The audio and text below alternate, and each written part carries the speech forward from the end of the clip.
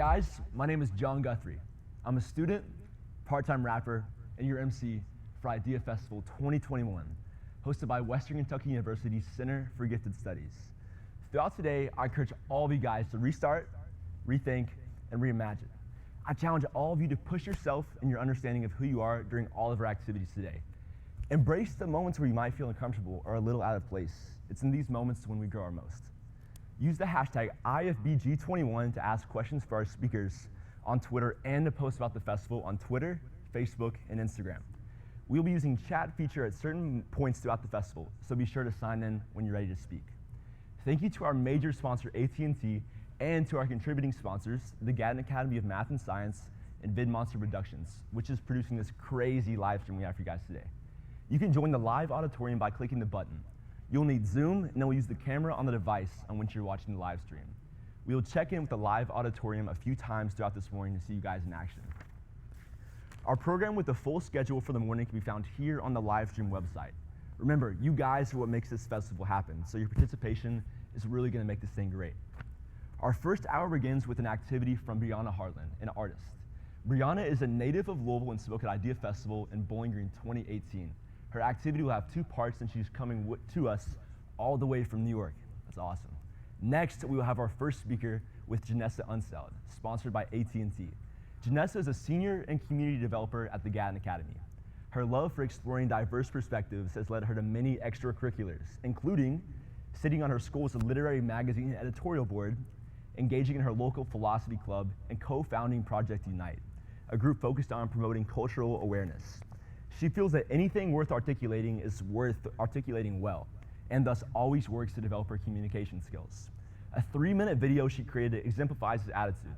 The video details the practical limitations of quantum computers and was the finalist in 2020 Breakthrough Junior Challenge. Her talk is called Ambitions Don't Expire: Why and How to Explore Your Interests. Janessa will be speaking right here in the VidMonster studio in Bowling Green. We will have a live Q&A with her at the end of her talk. Use Twitter to post questions for her with the hashtag again, hashtag IFBG21. After Janessa, we will have another activity, Geology with Shelby Raider.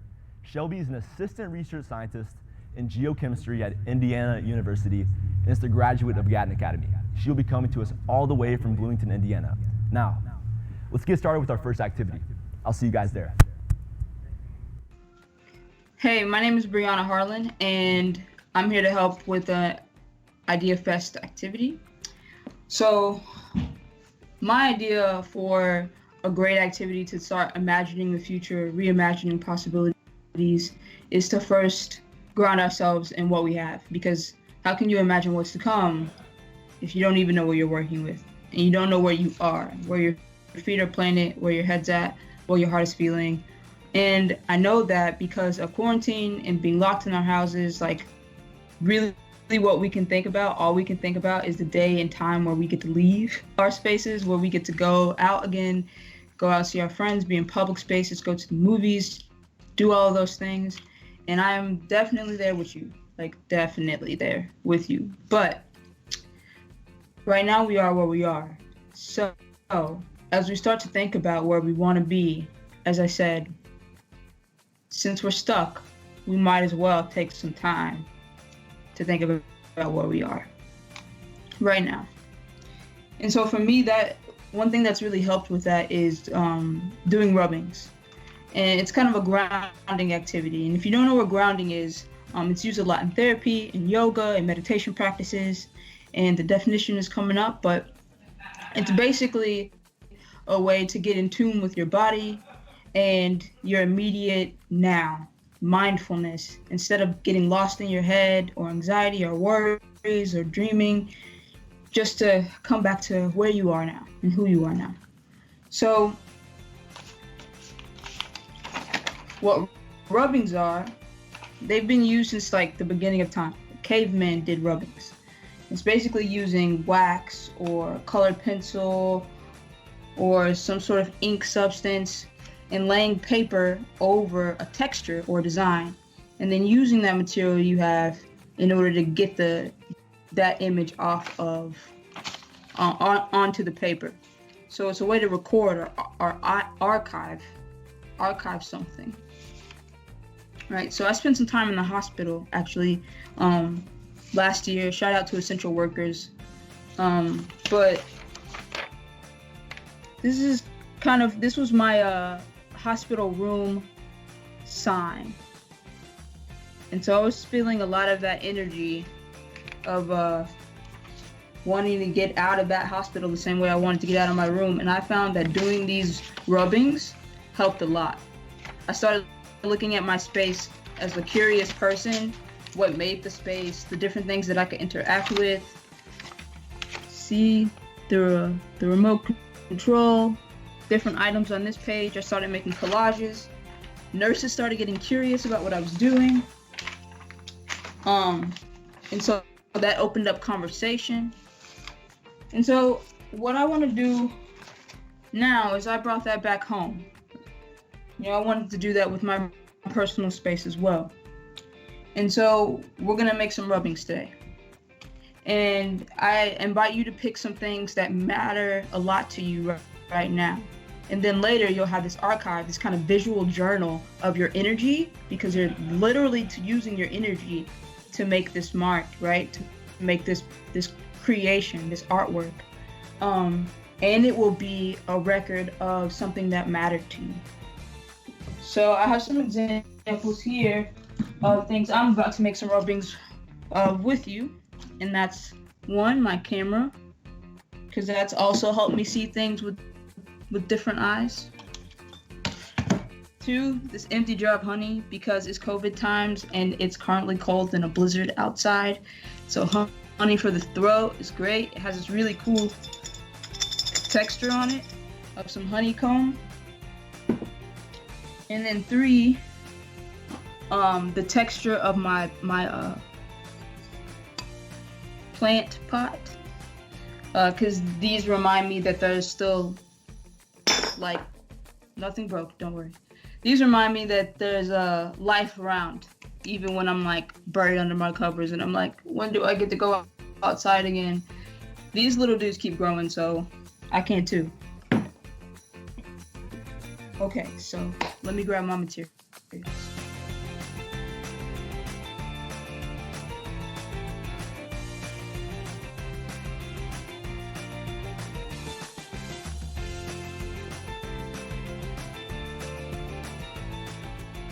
Okay, so one of the items I'm going to be making a rubbing of is this jar from a 1 pound honey I got.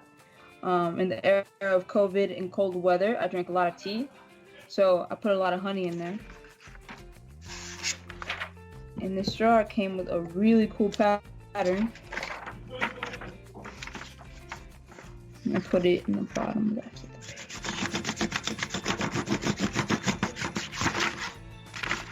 So all you do is put your paper over the object and try your best to hold it in place. You can tape it down if you want.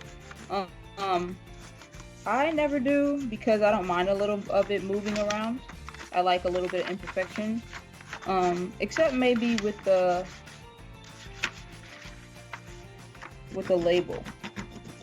It'd be nice to have that really, like, letters, have those really clear.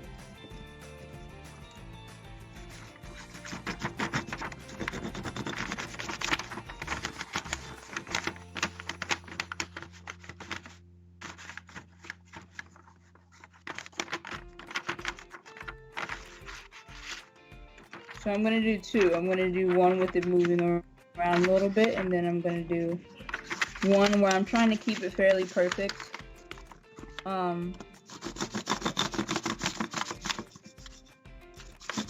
So adding some tension around it by pulling the paper down.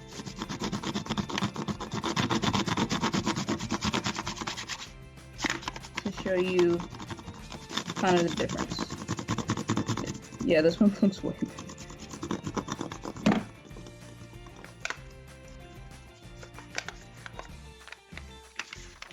So here's what it looks like finished. This is the one where I didn't hold it down. So you get some like wonky lines, which can be really fun if you're gonna make some sort of art thing out of it. And here it is, really recording what the bottle looks like. Hold on. So the next one is my camera. Like I said, it's helping me see things in a very different way, just like rubbing has. It's a bit more thoughtful, right? Like lining up a shot, seeing what's interesting to you. And rubbing kind of does the same thing, but it's, I think, a bit more on the mindful, meditative side. Like this, you think about their coloring books for relaxation. This kind of gives that same type of energy. Very calming, very simple. And it's kind of magic too, to just kind of put the paper down and before you know it, you have some really cool creation. And you can tell people you drew it and they'll think you're a really awesome illustrator. Don't do that, mine's bad. But no, if people ask how you made them, you should let them know. Let them know about rubbings. Actually, rubbings are considered one of the first forms of photography. So you can see I like to get several angles. So I'm also getting the top here. Some top textures. But yeah, rubbings is considered one of the first forms of photography because it captures what's there.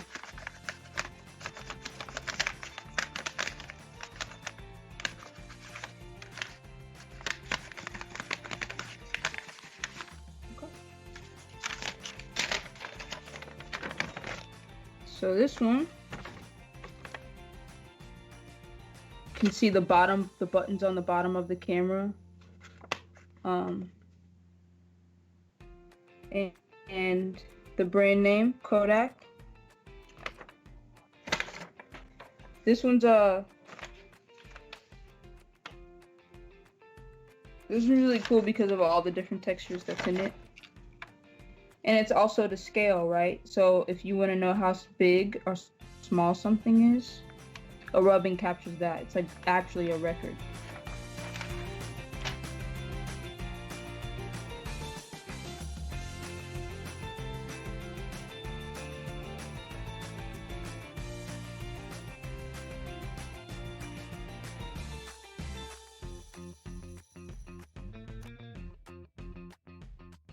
So the last one I'm gonna do is this little planter that I have. I really like the texture. And these plants have just really reminded me, as I said, about how life is still all around us. We're still growing, even if it seems like we're stuck. So you can make a whole book of these rubbings and have a whole, like, this was my quarantine experience. These were the objects I used the most. So this one I'm going to keep upright, and I'm just going to kind of pull this around.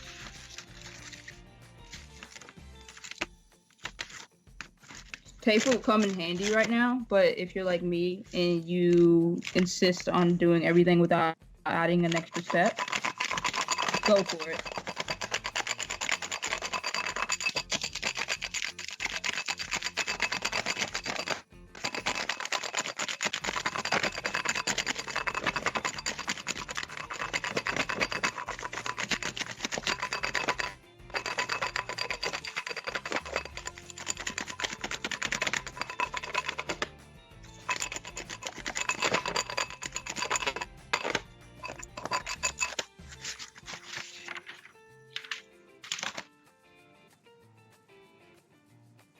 So you could also like make rubbings with different colors. So that was kind of a blue-green color. You could find a blue-green crayon.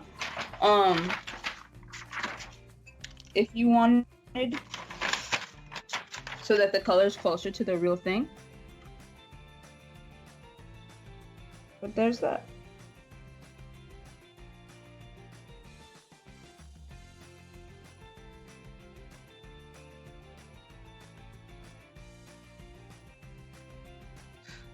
So I hope that you like that. I hope that that's interesting for you and that you learned something about rubbings today. Go ahead and submit your rubbing because I'll be back later and we're going to look at all of our objects to see what is mattering the most to us while we're stuck in quarantine. but while we're also imagining possibilities. Links on the screen. Thanks.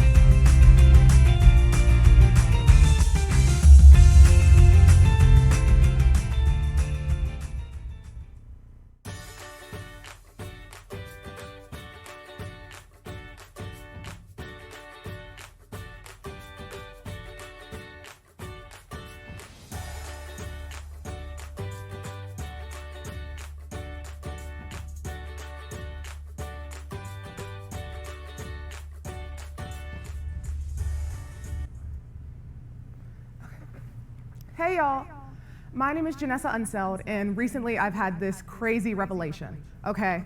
So what I'm thinking is, all of us, whether it will be in 4 years, 5 years ago, tomorrow, we all have this crazy idea in our heads that there's a deadline for when we need to have our lives figured out. And I'd argue that's not true. You probably have a lot more time and a lot more options than you actually think you do. And that's because ambitions don't expire. So real quickly, I'm gonna do this sort of bell ringer. Giving you like maybe 10 seconds, think of the first 5 jobs that come to mind, okay? Come on. I'm gonna cheat a little bit. Dancer, astronaut. That's probably 10 seconds. I'm not counting. Artist, okay. So did any of these come to your mind? Statistically, if you ask a given child, what do you want to do when you get older? They might say one of these: dancer, musician, writer, pilot. And even if you didn't think of one of these in those 10, maybe 4 seconds, I'm really bad at counting, then I'd argue you'd probably still heard of them. I'm sure everyone knows what everything on this list is, right? Okay, well, did any of you think of any of these? Expedition doctor, Foley artist, packaging engineer, seismograph shooter, bale proofreader. So I'd bet none of you did. If you did, let me know, I'll buy you lunch sometime. But not only did you probably not think of it, a lot of people probably haven't heard of everything on this list, if anything. So before I move on, let's figure out what these things are, because they're really cool. Expedition doctor. So have you ever heard of one of those research projects, right?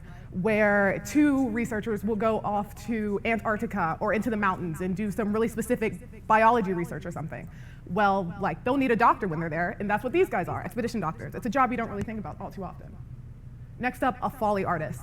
When you're watching a movie like Finding Nemo or something, or a live movie with like horses in it, the audio you'll hear probably isn't raw audio. There's going to be a sort of sound scientist, an artist that will be banging a rock on the ground or biting into celery to create these sound effects for the movie. Next up, what's next? Packaging engineer. So have you ever bought something and it's like wrapped in plastic and then in more plastic and then in a box and then in a bag and it's really annoying? Well, you can blame these guys. They're the people that engineer the packaging for products. Next, seismograph shooter. This one's crazy. Okay, so there's these things called seismographs, and they help us predict earthquakes and predict when they're coming. So, like, they don't happen every day, right? So how do you test these? Well, there are these seismograph shooters that just set off explosions. Please don't try that at home. You have to be, like, trained for that. But that's what these guys do. And then was there another one? Oh, well, and then Braille proofreaders proofread Braille. So there you go. There are more than 12,000 careers in the USA, and the whole point of this exercise is you probably haven't heard of all of them. I would be very surprised if someone could walk up to me and name 12,000 careers. And then the same with college majors. There's more than 1,800 of them. And so that really raises the question, with all these options, should I be considering more than one educational option? Yes. Yes, you should. Why? Well, let's look at some numbers. Here are the stats on happy, as I like to call them. Happy employees are 12% more productive. Happy salespeople sell 37% more, and 36% of employees will give up $5,000 a year in annual salary to be happier at work. That's a lot of money. And then happy employees take 10% or 10 times fewer sick days than unhappy employees. So basically, it's important you're happy at your job. You will spend over 90,000 hours of your life on average doing your job. So, look for something that makes you happy. And to do that, figure out what you would enjoy doing. What's next? Okay, that raises the question, well, how do I find out what will make me happy? Explore. How do we do that? Well, first off, you can try and discover new interests through these crazy tests called interest inventories, for one. They'll look like this. They'll be like, what do you like doing? What do you not like doing? And it's just a bunch of like, oh, I love working with kids. I hate cooking. That's all it is, just what do you like? What do you not like? You can join community and school extracurriculars. Find people that are like doing something that they love, and then maybe see if you can join them, see if you'll actually also find an interest in it. Then casual research. I use the word research because I think it sounds fancy, but I really just mean do a Google search. Look up hobbies that are for creative people, or what can I do to relax, something like that. Next up, nurturing your interest. Okay, well, I'm just gonna move on.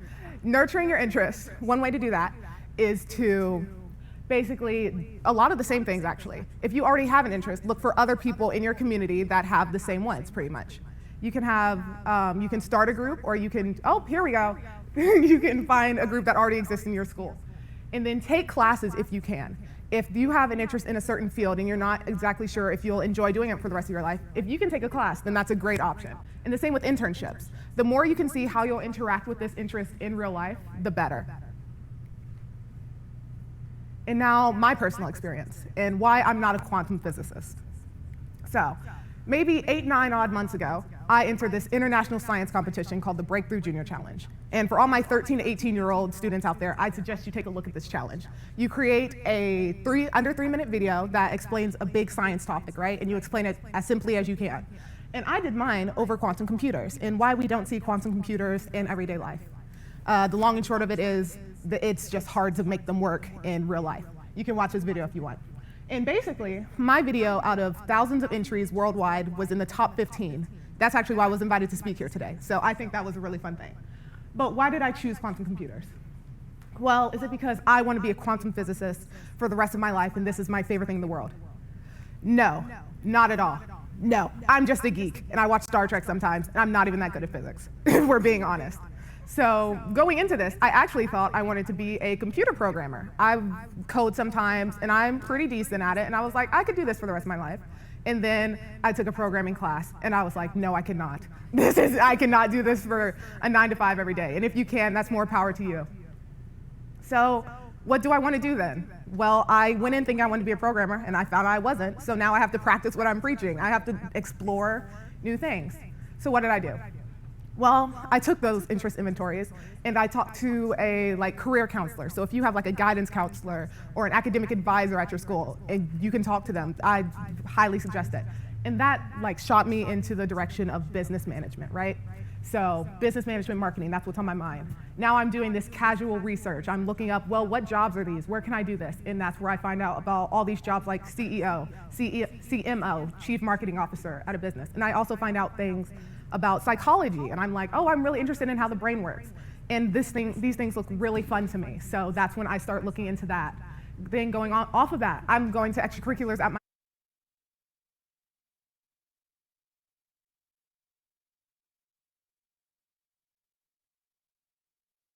my life. I like drawing, but I don't want to draw as a job. See, so that's how you can separate that. And so I joined other extracurriculars outside of what I was already doing, like an investment competition to play around with fake stocks, or Mind Over Matter, which is a mental health awareness club at my school, and that brings in the psychology aspect. And then taking classes. I'm in a place where I could take a microeconomics class or an intro to psychology class, and I really enjoyed that. I think that was a really fun time, and that sort of validated this interest. So if you can, I suggest you use these techniques and other techniques, especially these ones that are free to you and really convenient, and do it in any combination or any order that you'd like to.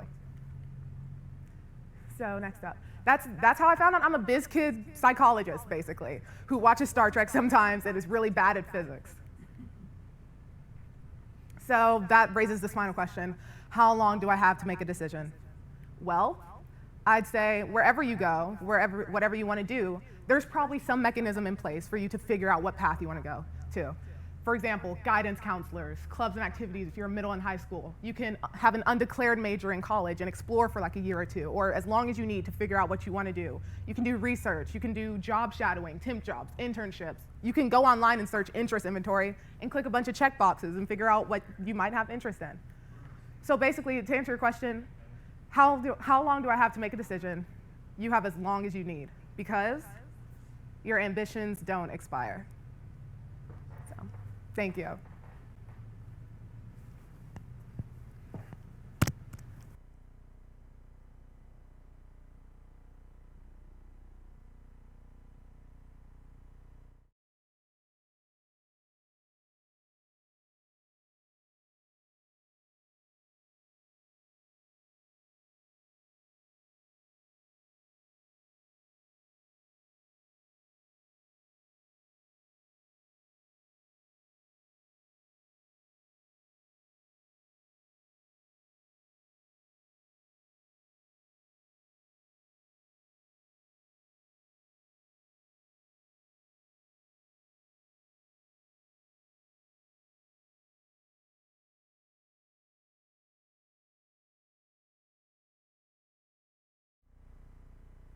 Hi, thank you so much for that presentation, Janessa. That was amazing. Your message really resonated with me.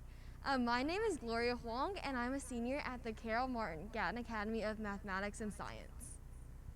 Hi, I'm Krupa Hegde. I'm also Gloria's roommate, and I also am a senior at the Gatton Academy. And we both helped to organize IdeaFest today, so I hope you guys are having a great time. Gloria, would you like to ask our first question? Yeah, I would. Janessa, your presentation was amazing. I wanted to ask, what inspired you to create a presentation about how your ambitions don't expire? Is this a really personal experience for you? Oh, for sure. So when I was growing up, I'd had this job aspiration, being a programmer, like I mentioned, and I started having that in like 6th, 7th grade. So all the way through 6th grade to like high school, I was telling people, yeah, I'm gonna be a programmer. I'm definitely gonna like code for the rest of my life. And then it was really hard for me when I actually started taking these programming classes, and I was like, I don't know if I actually want to do this forever, but it's too late for me. I think I have to commit to this. I've told everybody I'm going to be a programmer. So it was really me having that resolution or revelation that like there are other options for me, and I actually have plenty of time. There's all these people like Stan Lee, for example. He's crazy successful. He started Marvel before he passed away, and it's the crazy thing it is now. He didn't start till he was 40. So there's plenty of examples like this of things where it's like you can start later on, and there's more things that you probably don't know you can try. And that's why I was like, I need to share this. Yeah, thank you for that answer, because I think it's really intimidating sometimes to think that you have to have your life figured out when you're just a kid. Do you maybe have any advice on how to reach out to finding new hobbies or new extracurriculars? Because it can be sometimes a little intimidating to start something new or join a new club. Oh, for sure. So if you're in school or something, maybe look for what are they called? Basically like a club fair, those things where extracurriculars will like post flyers or something and be like, hey, come join our thing. And if you see one of those and you're interested in it, even if you don't think it's a life plan, it could just be something to spend your time on. I say go for it. If you have the time and the resources or whatever, try and take that, because you never know what can come out of that. And even then, just a quick Google search of like, oh my gosh, I'm really bored, give me something to do because I'm bored. Then maybe something like that will like spark your interest. Exploration is so important, so I think it's awesome that students should do that. And speaking of that, I know earlier you mentioned reaching out to members of your community to explore different careers. And I know that can be a little daunting sometimes, so do you have any advice for students on how they can get over that fear and reach out to community members? Yes, of course. So all these people that are starting clubs, or like especially your guidance counselor, they want you, like they're very interested in having you there with them. And even if it's very intimidating to reach out, just know they're there to help you, for example, like a guidance counselor especially. So if you like go and talk to them or shoot them an email, they would be more than happy to help.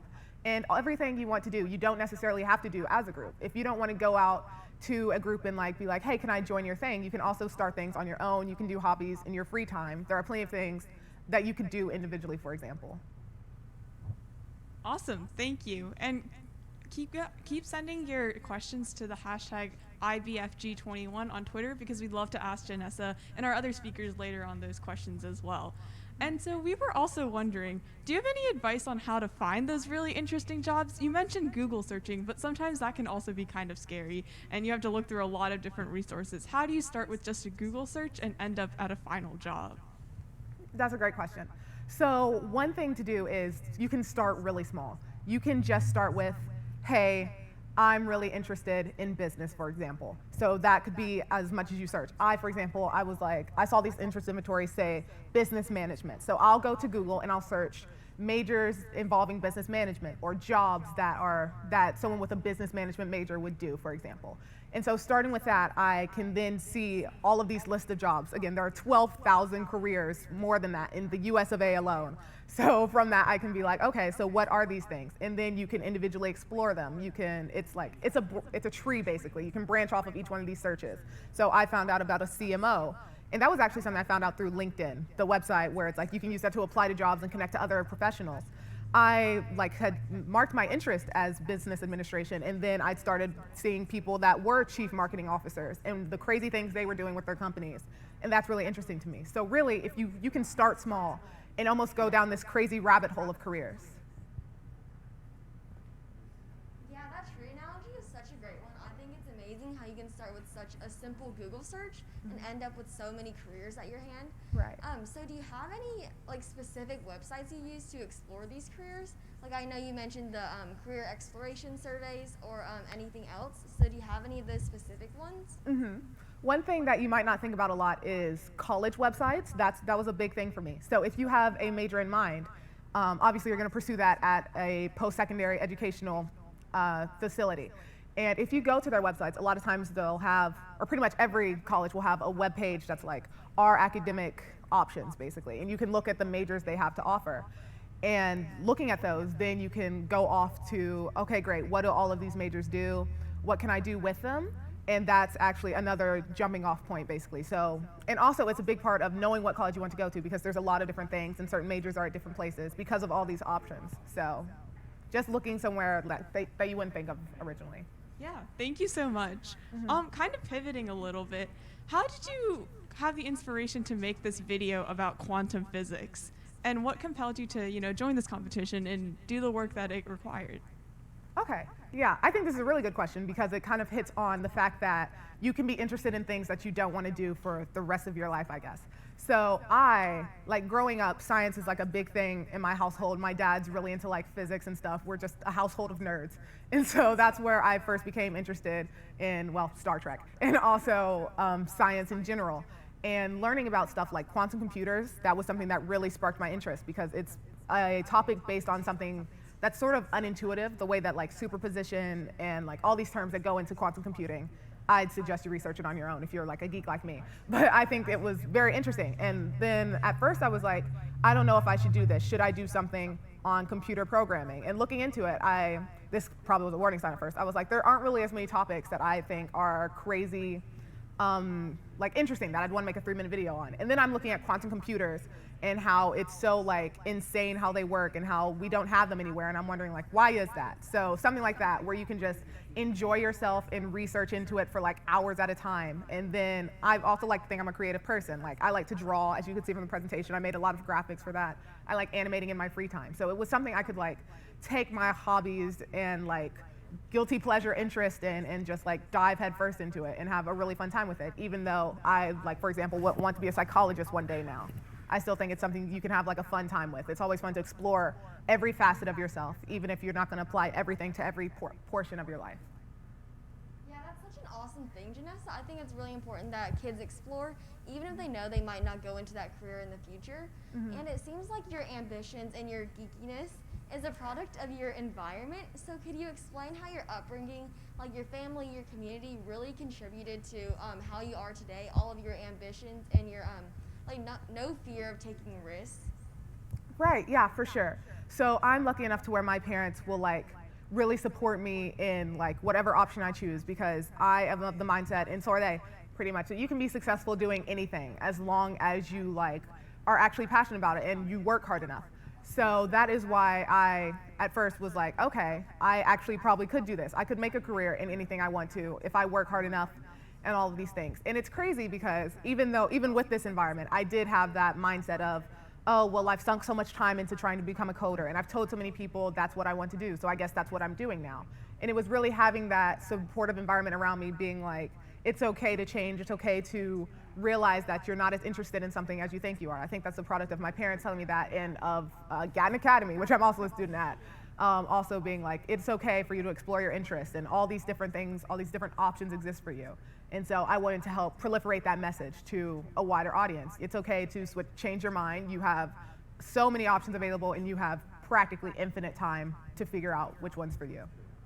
Awesome, thank you. And I think this might be our last question, but do you have any advice on how to know when it is time to let go of a subject and when it's time to completely dive into one? Because when you have a lot of passions, it can be hard to figure out which ones you should hone in on and which ones you should maybe, leave to the side for a bit. Do you have any advice on that?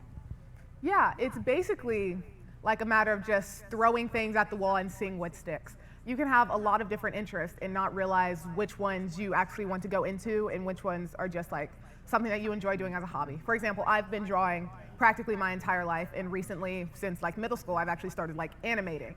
And I think that's so incredibly fun. And so of course, I'm considering, could I do this as a job? And at that point, that's when I started like taking commissions, for example. That's when someone will reach out and be like, hey, will you draw this for me? Will you animate this for me? I'll pay you for it. And so doing that, I realized I don't think I actually want to do this as a job. This is more of a personal thing that I enjoy doing on my own as a creative outlet. I'm not as like keen on doing it to be paid. And so that's one thing where I realized I can still dive into art head first and still keep it separate from like my career plans. And then on the opposite end with coding, that's something, or I guess a similar end, that's something I also was like, I'm pretty good at coding. I've been doing it for a long time. I was introduced to coding when I was in like 6th grade. And so that's when I started doing it. But then when I got to a point where I was taking a class here at high school, and I took a coding class, I realized even though it wasn't like necessarily hard, it's still not something I could do for this long. It's not all that I like had imagined it in my head. And so I think actually like realizing what you're hot and cold on, because you're like, you'll know, if you're taking something and you're not interested, your brain will be like, hey, I'm bored. Or if you like end up sinking hours and hours into it without realizing it, then clearly it's something you probably enjoy. So once you recognize what these things you enjoy are, like just do them in different capacities, join clubs about it, try internships, and then that'll get you a feel of like, do I actually want to do this as a job? Is this something I could do for the rest of my life for a career path? And whatever you decide, that's okay, because there are 11,999 other options. Yeah, thank you so much, Nessa. That was awesome. This Thank is you. such an important message for people of all age because, like you said, ambitions don't expire. Thank you.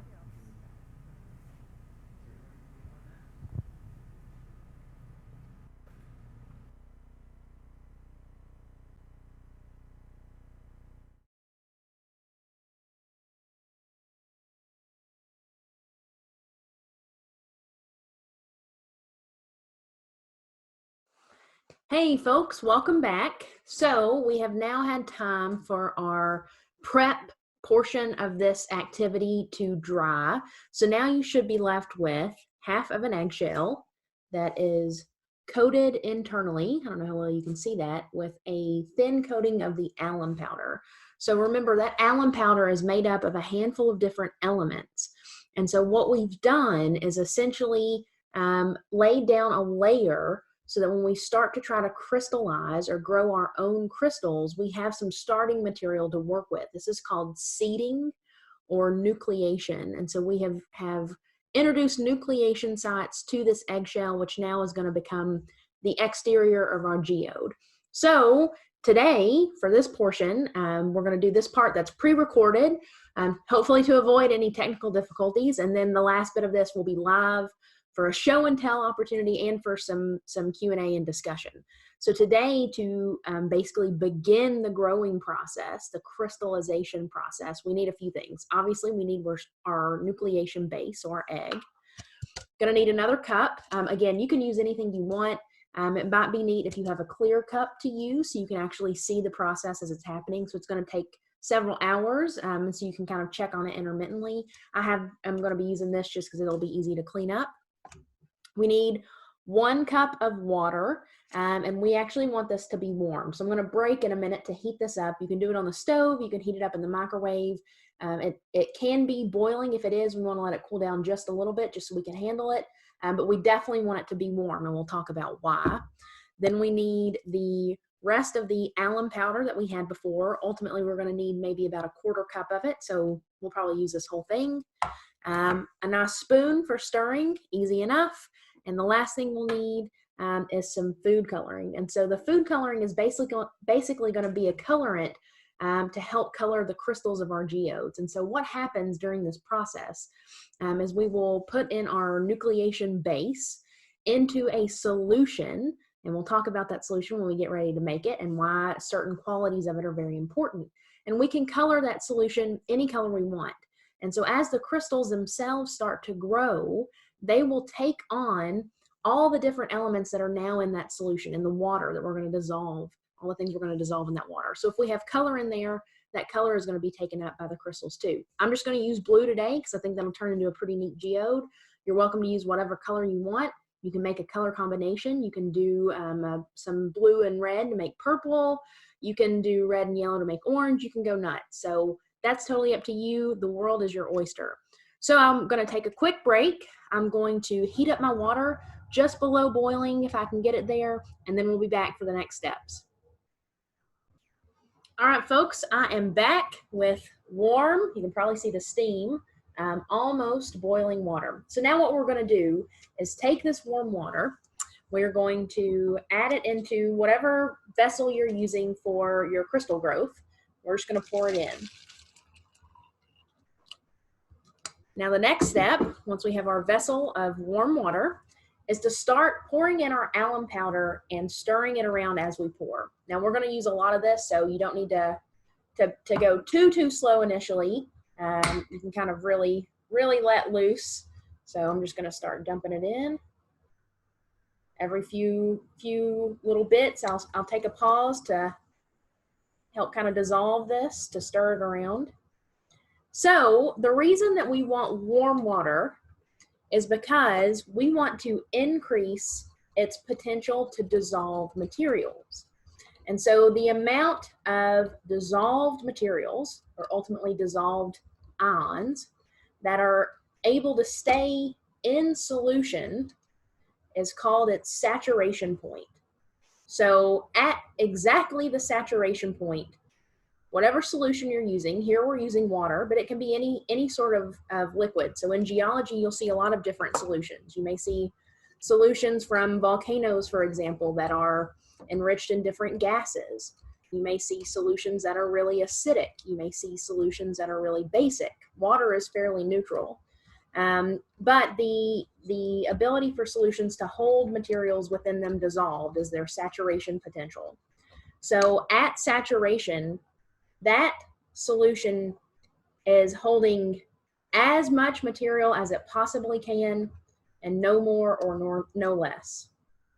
Now, if you have a solution that's undersaturated with respect to something, so in this case, with respect to alum powder, if you have a solution that's undersaturated with respect to alum powder, that means it can hold more alum powder than is currently in it. It can dissolve a lot more alum than it has. If it's super saturated with alum powder, then that means there's way too much for it to hold anymore, and it starts to precipitate. So we see this with a lot of geologic processes. There's actually an entire group of minerals that all are the result of super saturation and precipitation. You're probably very familiar with one of them. It's called halite, and it's table salt. It's salt that you put on your food. That is a geologic material. And so that's a process of super saturation where the fluid that halite is originally dissolved in, once it's dissolved, it's no longer halite. It's now made up of separate sodium and chlorine ions. As that solution either gets super saturated or something happens to it to cause supersaturation, then it will start to precipitate out that halite. So here what we want to do is to try to dissolve as much alum powder as we possibly can in the solution. And so ultimately, as it starts to cool, we are going to encourage it to start to precipitate or crystallize. So again, we have our starting material that's already been seeded with alum powder. So now is this solution, which is somewhere close to saturation or potentially super saturation, depending on how much alum powder you put in it. As that alum powder starts to come out of solution, it wants to go ahead and start bonding with the alum powder that's already present on our egg. So this is similar to things that are happening naturally in geology or in geologic locations. Instead of an egg, we may have some sort of, pre-existing void, some sort of crevice in a rock, and you have these warm, saturated fluids that will make their way through those cracks in the rocks. And as different chemical changes happen, that fluid can no longer hold all of the dissolved elements in it. So geologic fluids can have all sorts of elements in them. Most things from the periodic table: sodium, potassium, silicon, oxygen and hydrogen, obviously, because it's water, H2O, chlorine. You can have metal elements. So you can have a whole variety of things that are in solutions.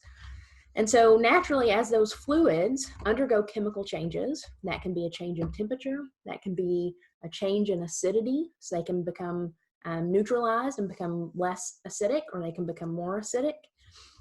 They can interact with other fluids and change their chemistries, but as that happens, that will trigger precipitation.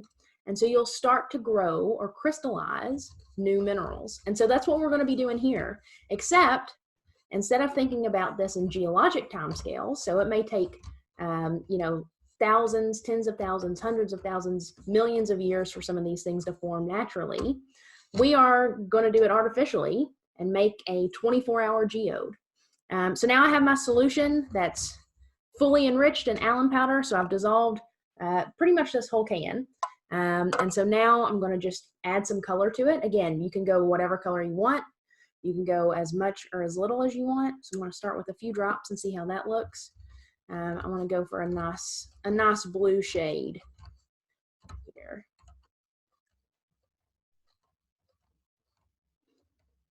So we'll do a little bit more. And I'll just mix that in. And now we have our hopefully close to saturation fluid, almost fully saturated fluid. All right, that's looking pretty good.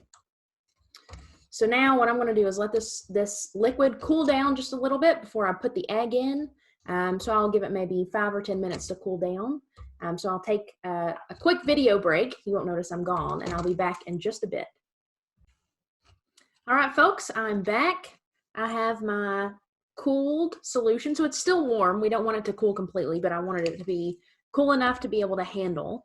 And so now the last step is to take our seeded egg, and we are going to drop it in. The egg will likely float, and so that's where the spoon comes in handy. So we'll drop it in, and then we will gently push the egg. Let's see. I don't think you'll be able to see this. Gently push the egg to the bottom of the cup. So now we leave it. So this will sit for a minimum of 24 hours. You can leave it for longer. And so basically, the longer you leave it, the longer there is for the crystals to try to start to crystallize or start to form. So we will leave it for at least 24 hours, and then we'll come back and check on it and see what we have. So when I pull mine out, it will be live. It'll be a live show and tell and a reveal, and we'll get to chat more about what has happened in the 24 plus hours since we put the egg in solution. So remember, we have the super saturated solution. So there's more alum in there than it normally can hold. We were able to reach super saturation because we heated the solution, which gives it more capacity to dissolve materials within it.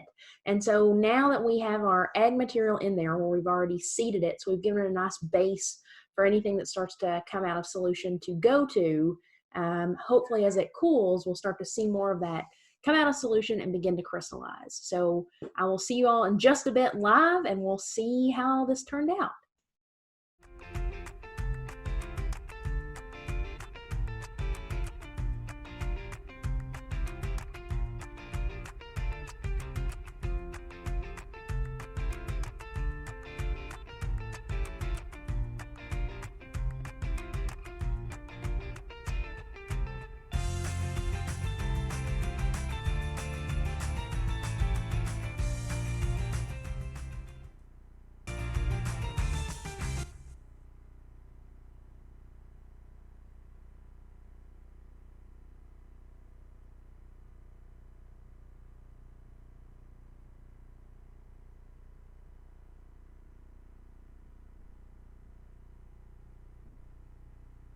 crystals.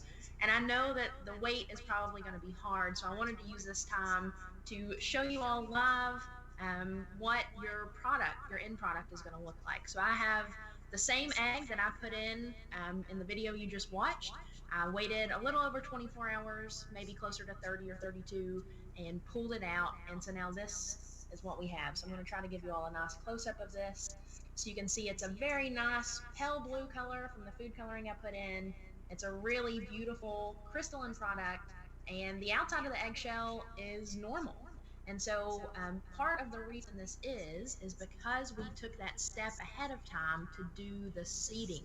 And so again, this is the same thing that you're going to see naturally. It's just that there, instead of working with eggshells, we're working with rock materials, and there are going to be natural cracks and crevices in the rocks that already have pre-existing material there. And so it's a nice place for these new minerals to essentially attach themselves as they start to crystallize. And so again, this is kind of what you all can expect to see when you all have yours done, and it's a really neat experiment to do. And so from there are a couple of things you can do in addition to this if you want to kind of expand on it. So the first thing is, you'll notice when you take the egg out that there'll also be crystals that have grown within the container that you're storing it in.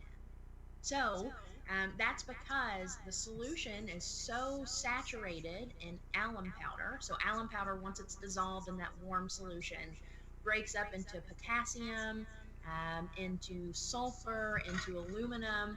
And so all of those elements, they're so saturated in that solution that they start to come out, precipitate out of solution, and form these crystals wherever they can.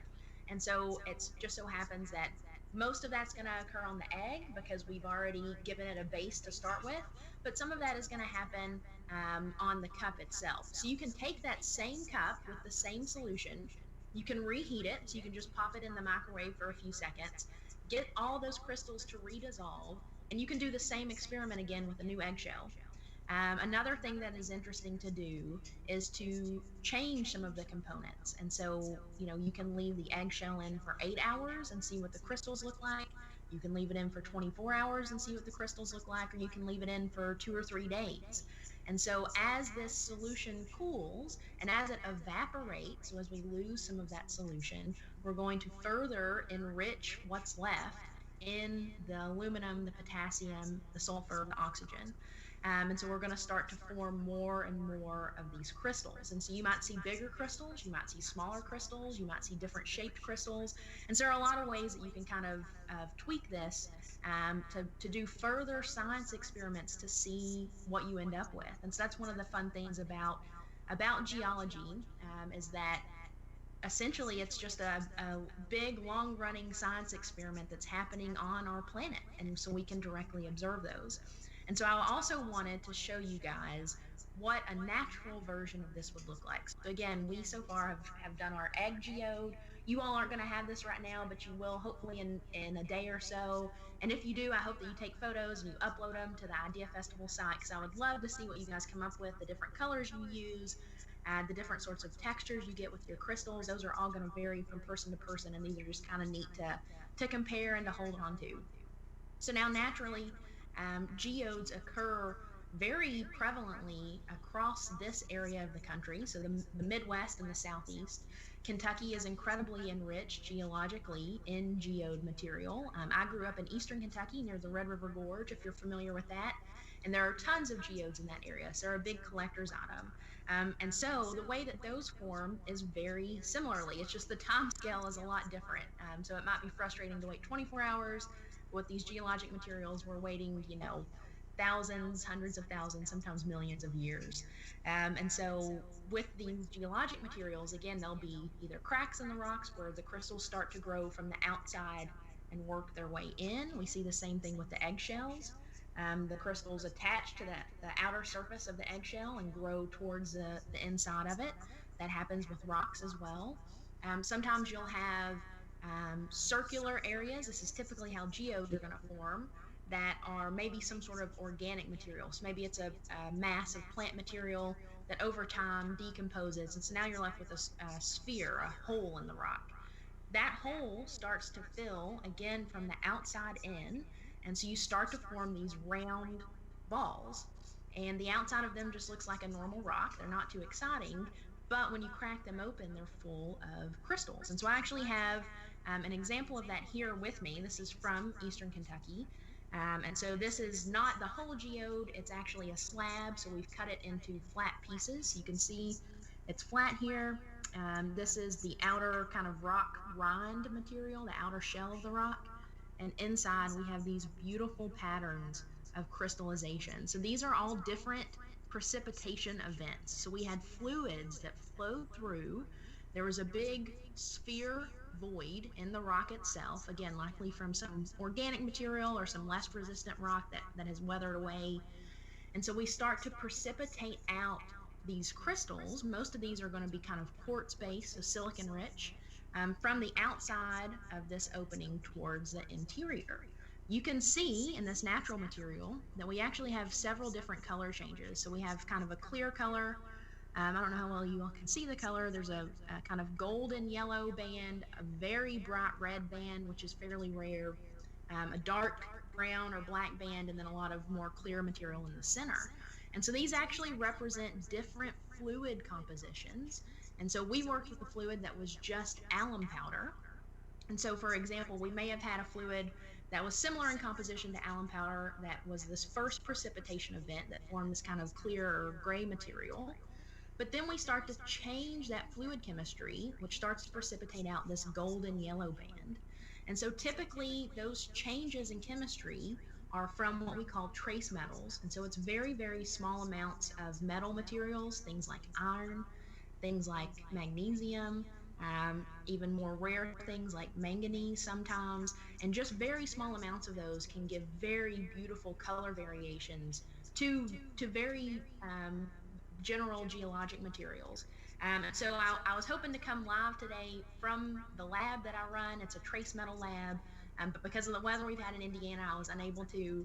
But through that, we actually can analyze individual bands, individual rock materials, and get a very, very clear idea of the concentrations of different trace metals that are going to change the colors of geologic materials. And that can tell us a lot about the chemistry of the fluids, the environments that they formed in, how those things have changed over time.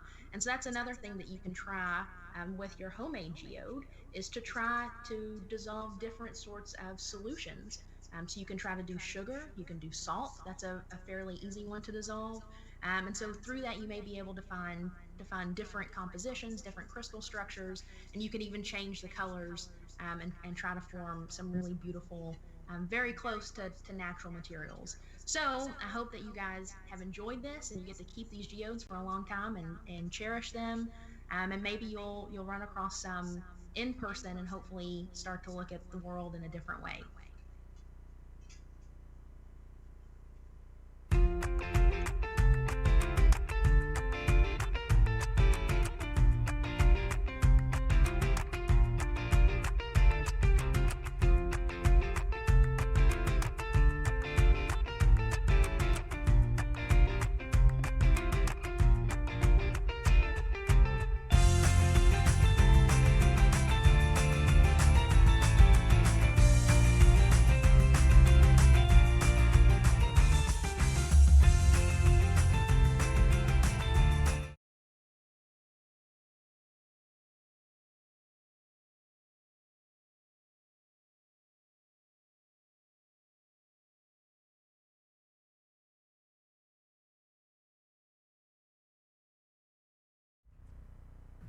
So cool to see all you guys there on screen. I had no idea I would have found geology with Shelby so interesting, or art with Brianna so cool. So I should take Janessa's advice and look further into both. Right now, we want to thank our major sponsor, AT&T.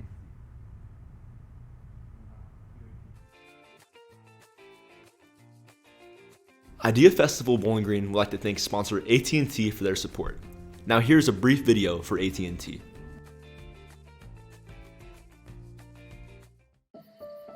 "2020 showed us what mattered most: connection to the people, places, and traditions we love. But for the almost 17 million kids who suddenly weren't able to connect, it also showed how much work needs to be done. That's why AT&T is helping to make sure students have access to the high-speed internet they need to learn. It's part of our $125 billion investment to connect America. Join AT&T, and together we can help connect students to brighter futures. VidMonster Productions is a full-service creative content production company specializing in video, animation and design, live stream, and photography. With a core team of 11 and over a dozen production specialists, they consistently deliver in or under budget and on or before the deadline for clients. Because of their 50-plus combined years of experience, the team is passionate and obsessed with creating each project creatively and uniquely. Be a group of collaborative professionals that will help you dream out loud.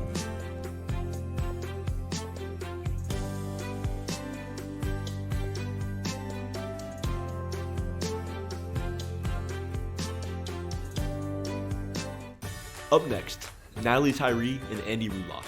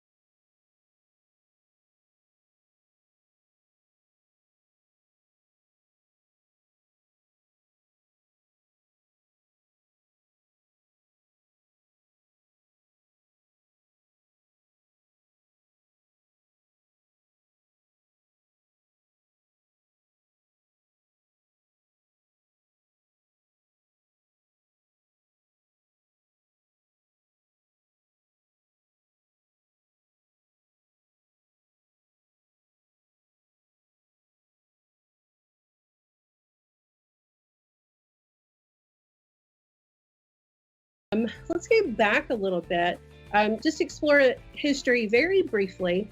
If we think about cave paintings, they were using natural pigments, whatever they could find, to write on the walls of the cave, to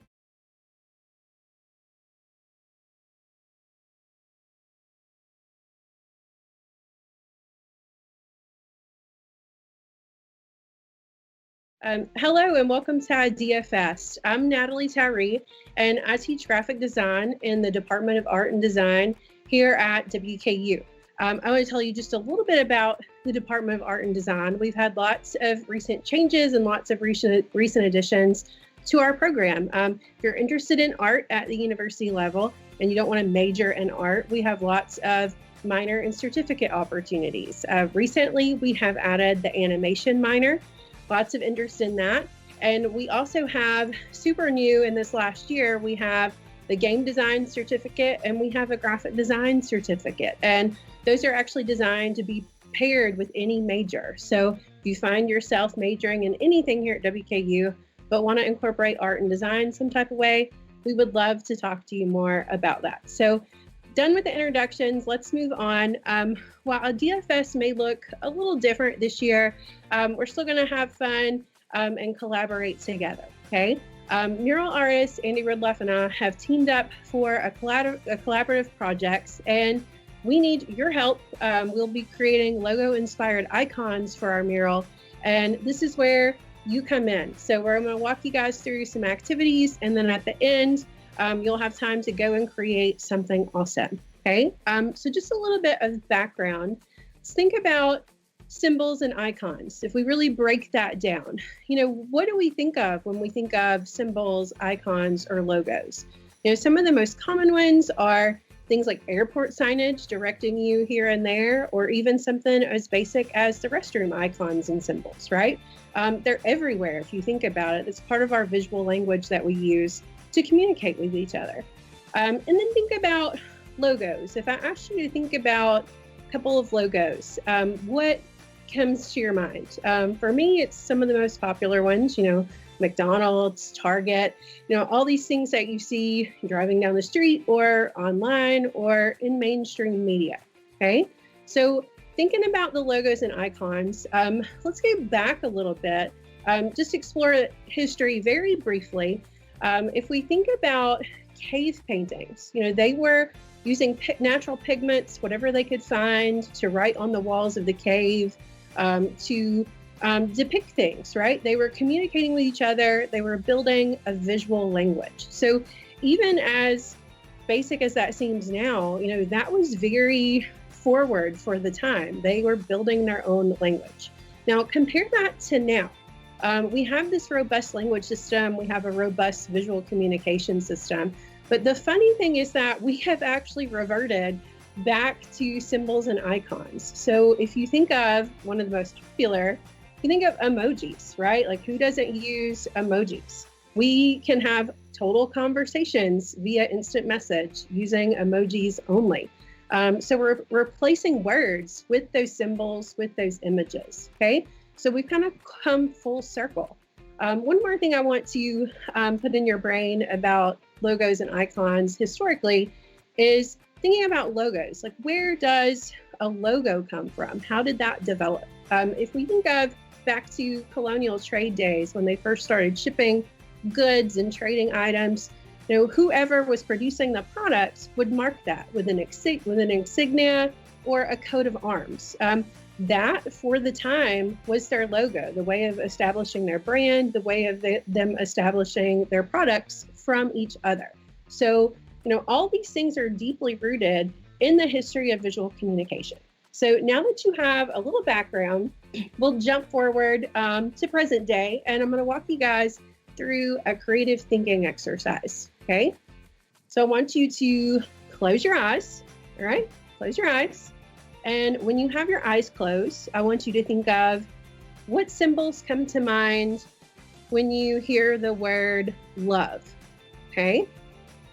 Record those in your brain. Think about what symbols you see, okay? Still keeping your eyes closed. I'm gonna give you one more word. What comes to mind when you hear the word power? What visuals, okay? All right, so you can open your eyes back up for a few minutes. So let's think about that. And if you're with someone, if you're doing this activity with someone, compare and contrast what you guys thought about, okay? So for love, there's a pretty popular icon and symbol, right? We know that little heart shape that we see everywhere, especially, this time of year in February, right? That is something that's fairly universal and that a lot of people associate with the word love. Think of the word power. There are lots of different symbols and ideas and visuals for the word power. So I'm willing to bet that love was probably more universal than power. So the whole thing that I'm trying to get at here is how you interpret something versus how someone else might interpret it visually. The connotation versus denotation of visuals. Okay, so one more exercise. This will lead us into our mural activity. One more exercise. Close your eyes for me one more time. Okay, and with your eyes closed, I want you to think about this year's theme. Okay, restart, rethink, and reimagine. Okay, I'm gonna say it one more time. Restart, rethink, and reimagine. Okay, what symbols or maybe words, what comes to mind? Okay, all right, you can slowly open your eyes. And if you are able to, I want you to write those words down, or if you can just keep them in your memory, okay? Write them down if you can. And again, all tying back to how you might interpret something versus how someone else might interpret. Okay, now it's your turn. This year, the theme is restart, rethink, and reimagine. And my creative challenge for you today is to create a logo-inspired icon. Okay, this can be a completely unique symbol or something, maybe thinking off of something that already exists. You can challenge the norms of popular icons and symbols. But I want you to create some sort of visual icon, symbol, or logo-inspired symbol that associates with this year's theme, ties back to the theme some sort of way. Maybe it's something that you thought of when we thought about our theme earlier when we did our exercise, okay? How might we reinterpret an existing symbol or icon if it's something that already exists? Or with your word list that you jotted down or that you have in your head, do a Google search of those words. See what images come up, and you could use that as a jumping off point for inspiration. Okay, so the goal today is you're creating some sort of symbol or icon that responds to the theme in your own personal, unique way. Now your instructions, okay? Listen carefully. Later on, Andy Rudloff will be taking your original creations and assembling them into this year's IdeaFest mural, okay? So we're counting on you to help us out, so please make sure you provide us with some artwork. To contribute to the mural, you will draw or sketch your logo-inspired icon or symbol, whatever you want to call it. This can be done just with pen and paper, marker and paper, basic supplies, or this can be done electronically. I will provide you some resources at the end of the video, and you can also find these in the Event Hub as well. So be sure to check that for those resources, okay? The next big thing, you have 10 minutes, okay? So you gotta think quick. You have 10 minutes to create your logo or icon. Couple of things, don't overthink it, okay? This can be a quick sketch. If you think about it, icons are very simple anyway. Simple lines, simple shapes. Doesn't have to be over complicated. It can even just be a simple black and white design made up of lines and shapes, okay? Once you finish, submit your symbols. And after IdeaFest, after we create the mural, be on the lookout because we're actually going to provide you with a copy of the mural. So this will be later after IdeaFestival. We're gonna give you a copy of the mural, and you can download that, you can print and color it, or you can color it electronically. So, you know, later after the festival, when you download that, we would love for you to submit those back to us as well so we can see what you've created, not only your logos that are in the mural, but your own version and own colorization of the mural as well, okay? So you got 10 minutes to create your quick sketch and to upload it. Thank you so much for joining me today. Andy will be with you in the next session. We can't wait to see what you create. And as Andy would say, go do stuff. Thank you. Awesome. So you guys just met Natalie Tyree, an assistant professor in the WKU Department of Art and Design, who's going to be with independent artist Andy Rudloff. Andy's been creating murals for IdeaFestival Bowling Green since we began in 2014, and will be live here in the studio. Then we will have our second speaker talk with Matt Gossman, Vice President of Development at App Harvest. Matt grew up in Kentucky and has led business and land developments in 5 countries. Prior to joining App Harvest, he worked in municipal finance in Chicago, management training and conflict resolution in South America, and most recently as project developer for a U.S. Department of Defense office responsible for reducing costs through renewable energy programs. He received a Bachelor in Finance from the University of Kentucky and a Master's in International Affairs from the Universidad Externado de Colombia. His talk is called App Harvest, Creating America's Ag Tech Capital Within Appalachia. And he'll be speaking to us all the way from Moorhead, Kentucky. Gloria and Krupa will be back to do a Q&A with Matt, so don't forget to tweet questions again using the hashtag IFBG21. After the talk, we will have a coding activity with Megan Grody and Justin McGaw of the Kentucky Science Center in Louisville. This activity is sponsored by major sponsor AT&T. All right, let's go to Natalie and Andy.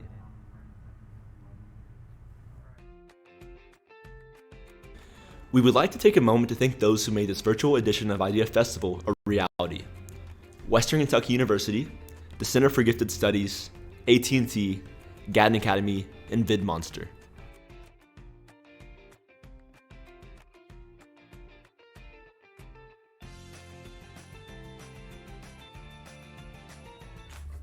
Up next, App Harvest.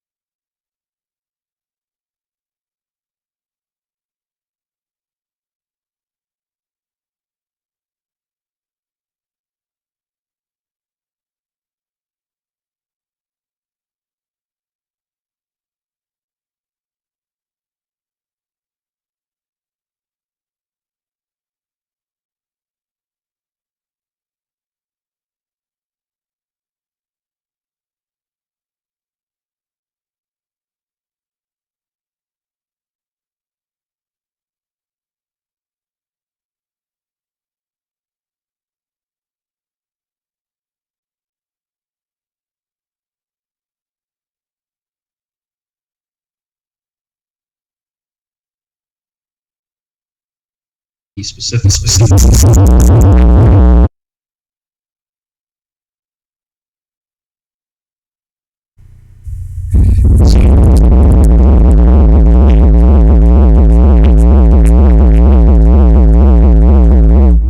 Government of the Netherlands, so that's over in Northern Europe. These guys are the real experts at this. They've been doing this since post-World War II. So we're using some technology that they've driven over the years and plopping that down here in Kentucky where we know it's going to work. So they've been a big partner with us, universities over there, the government. So we're really excited about those partnerships and about bringing a lot of those companies and that know-how over to Kentucky to give more people jobs. So, why is this special? Why is this unique? Well, controlled environment means that we're able to grow 24/7, 365. So even during this crazy ice storm, or even during the height of the summer with the humidity, we're able to grow no matter what's going on outside of the glass wall. So we can control some things, different variables that are more difficult to control for our farming friends who are using outdoor row crop technology. So we control things like humidity, like CO2, which the plants like the nutrient concentrate, like the acidity, pH, and pest.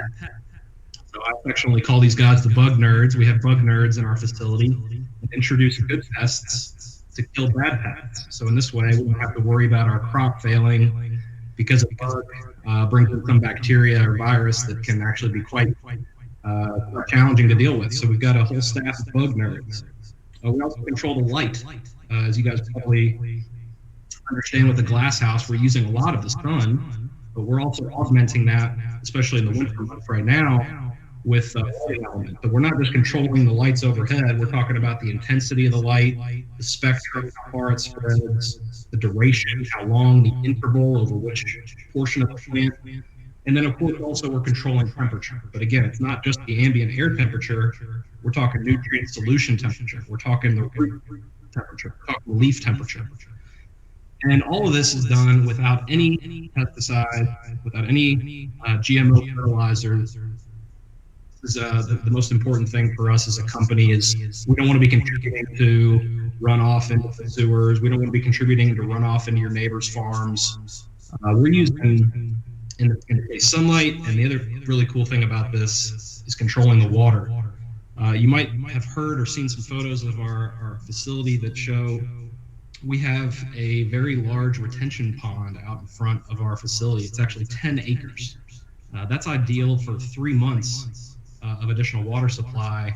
If in the worst case, we're not able to get water in Kentucky for 3 months, which most of us know has not been a problem lately, but the idea is we're not putting excess strain on the water system. So this is a really great thing in an era where a lot of the country and a lot of the world is dealing with water shortages. We don't have that issue here, but we still collect all rainwater up on the roof, which is concave roof structure. So you channel the water, capture it, gravity flows down to this pond, and then you pump it back into the greenhouse, and that's the basis for the water for our plants. So it's an entirely hydroponic system, and we use entirely recycled rainwater. So really cool stuff in terms of the technology, and also it keeps our operational bills down when we talk about able to use the sun and able to use rainwater. So we're not running lights 24/7. We're not using city water. So this is some pretty cool stuff. And the best thing about it is all this stuff is controlled from an iPad or from your iPhone. So it's all software that's integrated. It's taking measurements and readings all over the greenhouse. There are hundreds of sensors throughout this greenhouse that read things like the CO2, the temperature, the light, make sure we've got that honed in. And that secret sauce is what really makes this building so expensive. I mentioned our first building, $115 million. It's a lot of money. And if you look at it, it just looks like glass and steel erector set. But it's the internals that really make this special, and the ability to control it comes from this unique software that, as I say, really cool. You can control right from your own hand. So just a couple other things that I think you might find interesting. The United Nations, I mentioned before, has talked a lot about challenges to development in this century, and they have what they call sustainable development goals. There are 17 of them, and I'm proud to say that AppHarvest is directly contributing to 6 of them. So, for example, zero hunger is a goal. So we're saying, only 1 in 10 Americans are eating enough fruits and vegetables. If we move that to 2 in 10, that's obviously doubling the market. Clean water and sanitation. I mentioned we're using, less water than open field agriculture. In this case, 90% less when you talk about a water retention system versus traditional. We're also talking about economic growth and good work. This is 300 jobs in an area of the country, and specifically Rowan County, where 24% of the residents live in poverty. So we have also 30% higher yields on a single acre than agriculture in an open field. This is innovation, this is industry, 30 times the productive ability of open field agriculture towards this relatively new method of growing. So this is really exciting for us. Also, we're contributing to responsible consumption and production in terms of reduced diesel use. For example, I mentioned 2/3 of produce that comes to our tables often comes from Mexico. So we're reducing that 2-week trip up from Mexico to market by being able to get to the 70% of the country within a day's drive from here in Kentucky. We're also contributing to climate action, which is, the world will need between 50 and 70% more food by 2050. We all know what a beautiful region Appalachia is. What we might not know is the hardship and the history of the region, extractive industry that's come in and provided jobs for a period of time, but then as soon as they're done extracting resources, they pick up and move and leave a lot of people unemployed in the wake. So we all understand there's a lot of people in Appalachia that need jobs, that need something to hang their hat on in terms of a career and a way to provide for their families. And this is a really exciting new sector and a way for us to contribute directly to the growth of Kentuckians, which is, again, near and dear to my heart as a native Kentuckian myself.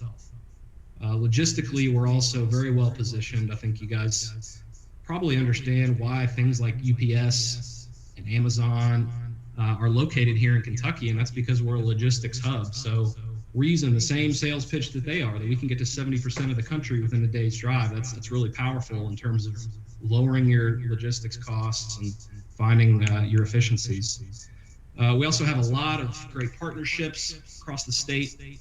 You might have heard a little bit about our container farm program, where we essentially take a big shipping container and turn it into a small-scale greenhouse. So you've seen this maybe at Shelby Valley High School down in Pike County.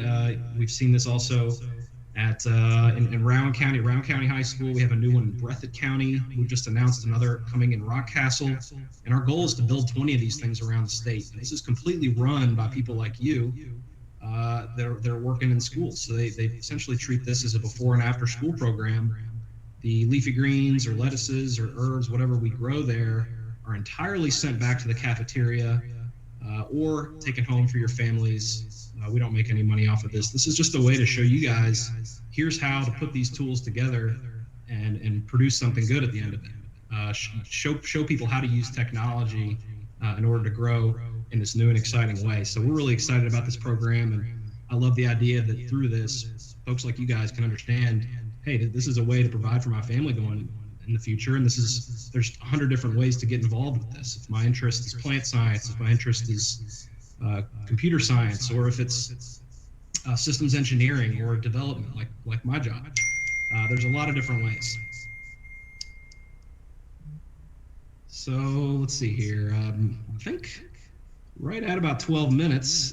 Just one more thing to mention, that we do have extensive connections across Central and Eastern Kentucky universities. We know that none of this is successful without the next generation understanding that this is a new way to grow and a way to get involved with agriculture that maybe they hadn't considered before. So it's a really exciting opportunity for me to talk to you guys, the future leaders of the state, to say that, hey, that this can be a way for you to stay in Kentucky if you want to. This can be a way for you to provide for your families here without feeling like you need to pick up and go to a big city. So that's what I love about this more than anything is the opportunity that it gives for the next generation. So with that, hold off here.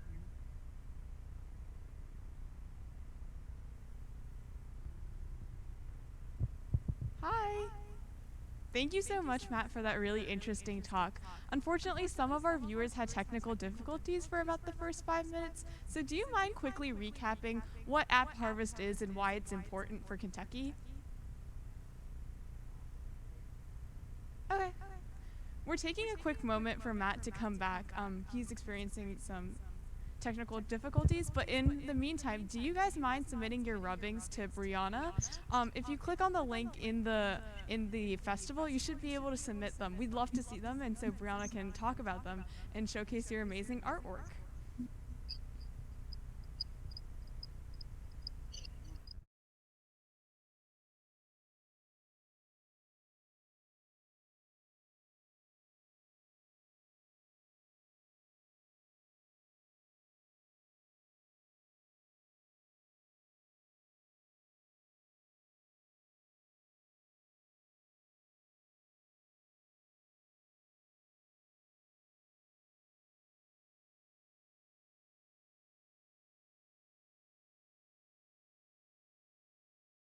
much for your talk today. It was really interesting. Unfortunately, some of our viewers had some technical difficulties with the first 5 minutes, so do you mind taking some time to recap what app harvest is and why it's important to Kentucky? Absolutely. Yeah, I apologize. I don't know exactly which portion got swept over, but why it's important to Kentucky is we've established what's going to be a $1 billion business here in Kentucky just in the last 3 years. The growth potential is enormous. I was the 5th person in this company. We're now above 300 people in 5 years. We look at this industry in places like Holland, which I mentioned we have extensive connections. This is a big business there. And if you understand what the market is over there, for example, 10,000 businesses supporting the greenhouse industry. And we look at this as an opportunity for Kentucky to grow, because we've been telling every community we go talk to, this isn't just about a greenhouse. This is about our ability to attract other businesses to hire Kentuckians. This is kind of taking the Toyota model, where many years ago, Toyota set up a factory here, and then all of a sudden, within a few years, dozens of other companies set up to supply Toyota's operations. We're thinking something similar could be in store here. So if you take the next step beyond just, hey, this is great because it's fresh produce that's made here in plate faster and at a similar or lower cost, and with higher nutrient density, combine that with the future possibilities for what this could mean for jobs for Kentucky. We've told the governor this can be a $10 billion sector for the state. This is something that is really important to strike while the iron's hot in the next couple of years on this, because there is a lot of interest in this type of growing, this controlled environment agriculture, and we want Kentucky to be the ones leading this, not just for the region, but for the country. Yeah, Matt, thank you so much for that. I love the mission of App Harvest. That's so good for our environment and especially for Kentucky. Could you talk more about why large-scale indoor agriculture is so important right now, especially with the changing climate landscape?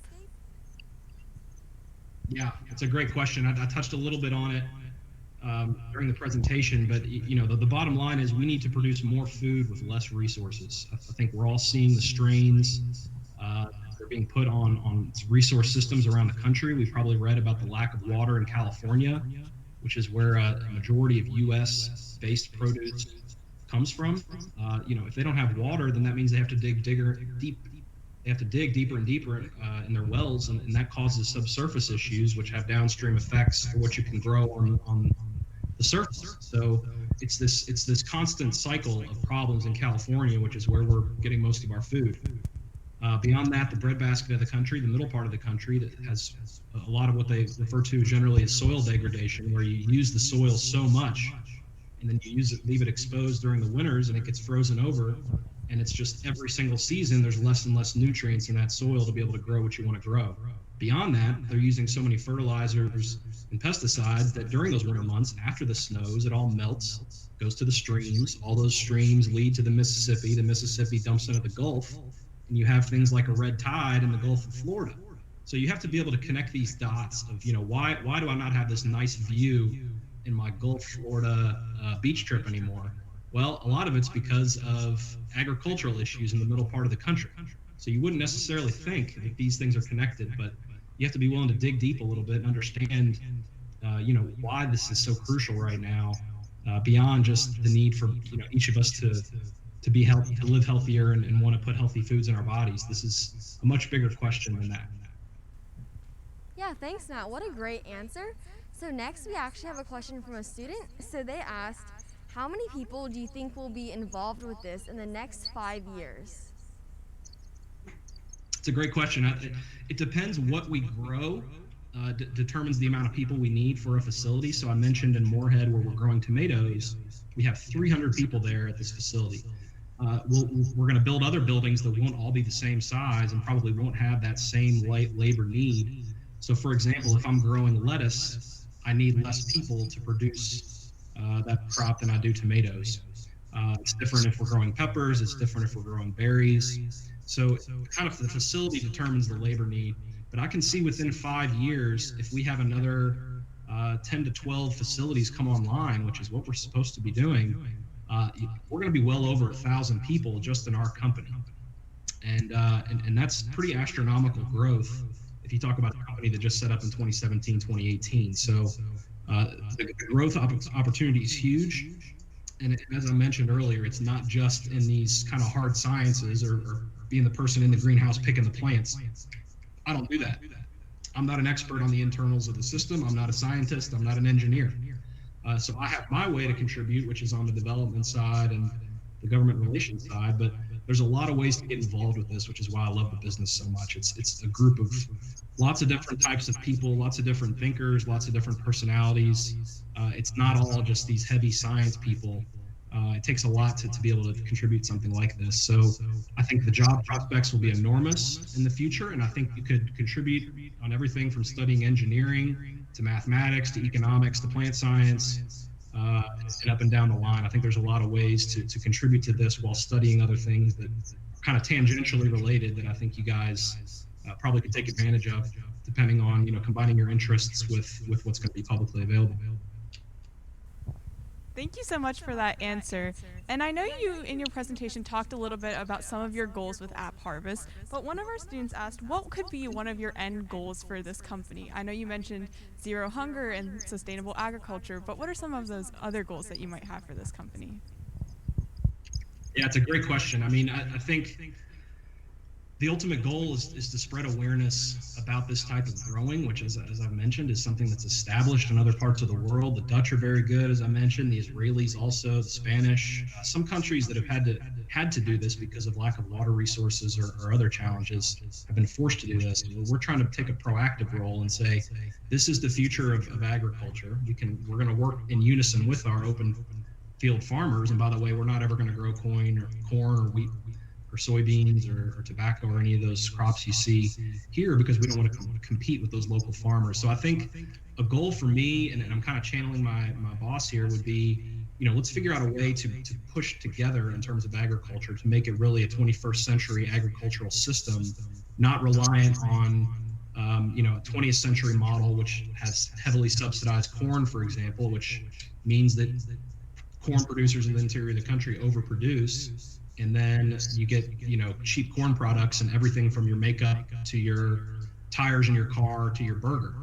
So, we understand that these connections, and we want to move into a long-term, more sustainable, resilient system. And we don't think it's there right now. We think we can be a contributor to that. So I think the big picture goal is to better, integrate these systems, use technology to our advantage, and ultimately to have people eating healthier, more nutritious food that's grown closer to home and by people they can relate to in their communities. Yeah, those are great long-term goals, and I'm really excited to see where App Harvest goes. But one student was wondering if you ever wonder if App Harvest will fail or no longer be cost efficient. Yeah, I mean, that's a great question. I mean, ultimately it's about, delivering for our investors and now for our stockholders. We're now listed, as I mentioned, on the NASDAQ. So, things do factor into that. I think we are at the right place at the right time in terms of exposure or exposing other policymakers to this type of growing. I think when you add the COVID layer on top and you talk about international supply chains being disrupted, there's an even stronger case for what we're saying, which is that we can't rely on imports of food from across the border. We talk about the resource challenges and that's not going away. Those are only going to get more difficult in the years ahead. So I think we're in a real sweet spot in terms of the timing of this and being able to make the case that this is a sector of the economy worthy of public investment long term, certainly worthy of public attention and knowledge, and that this is going to be a way that a lot of Americans are going to get their food in the future. And in fact, they already are. They just don't realize it. They're coming from hothouses, greenhouses in Canada and in Mexico, and we just say, hey, let's build those closer to home and let's hire people close to us to be able to do that work. So, do I worry about the long-term prospects of what we're doing? I really don't. I think we're in a really incredible sweet spot. We are in a very capital-intensive business, $115 million building. That's a lot of money. We're building multiple of these. This is a lot of money to get your returns on, but you'd be surprised. The margins are pretty healthy on some of this produce. The return on investment is quicker than you'd think. So I'm not worried long-term. I think this is a great idea. I think we've got a really visionary leader in our CEO. I think we've got policymakers in Frankfurt and beyond really paying attention. And you know, we're all just really trusting our gut and really screaming from the hilltops as loud as anybody will listen that this is the way we're going to be growing produce going into the future. So let's all learn about it and figure out the best way to work together to do it. Thank you so much, Matt, for taking the time to speak to us today. It was really interesting to hear about such a wonderful endeavor. And students, keep sending your questions for our next speaker and submit your rubbings to Brianna. We would love to see them. We would like to take a moment back at our in-person event we held last year. As explained, this event does not usually happen in the same virtual capacity. So for those of you just joining us for the first time ever, here's a quick glimpse at our usual festivities.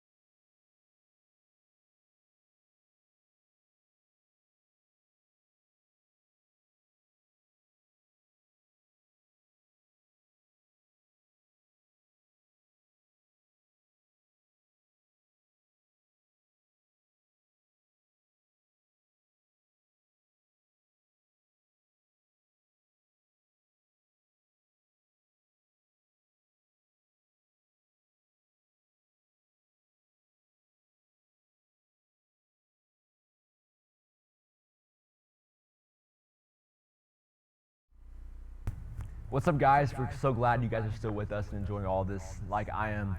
The app harvesting was so interesting. I'm actually going to recommend my brother and try to get him connected with that guy because he took a little like spring break trip to Appalachia, and he's like really interested in the whole agriculture innovation sector. Andy's mural is awesome. You guys are in for a treat with all that stuff. It's going to be really cool seeing all your designs just like intertwined with her original painting.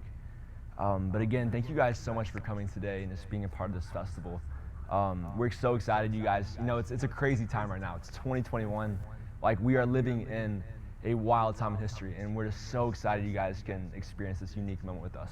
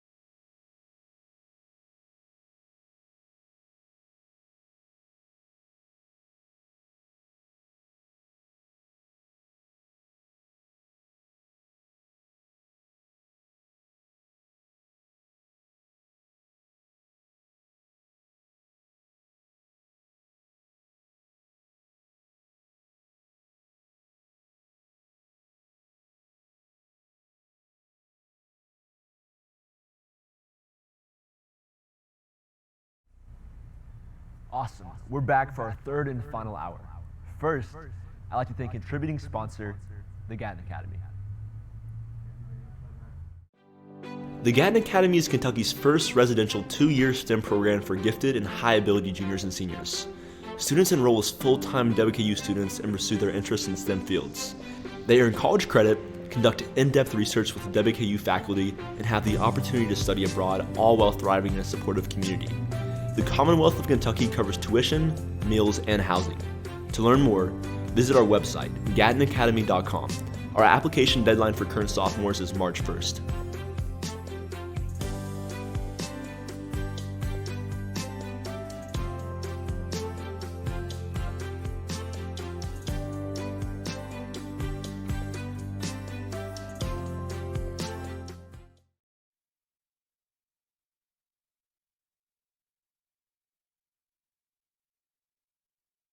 Thank you enough for all your icons and symbols. As you can see behind me, they've made a pretty darn cool mural. And in a few minutes, we're going to talk a little bit about the process.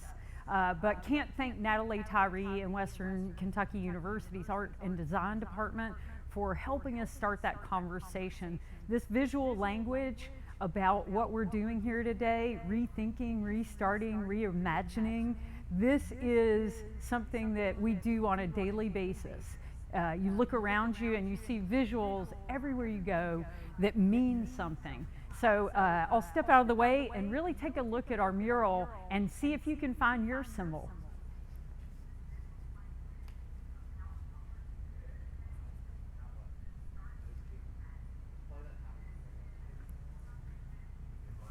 Hey, before I leave, the time lapse of this coming together has just now been uploaded. So check it out on the drive, and I think we might be able to play it too. So, I don't know. Yeah? All right, cool. Thanks, y'all.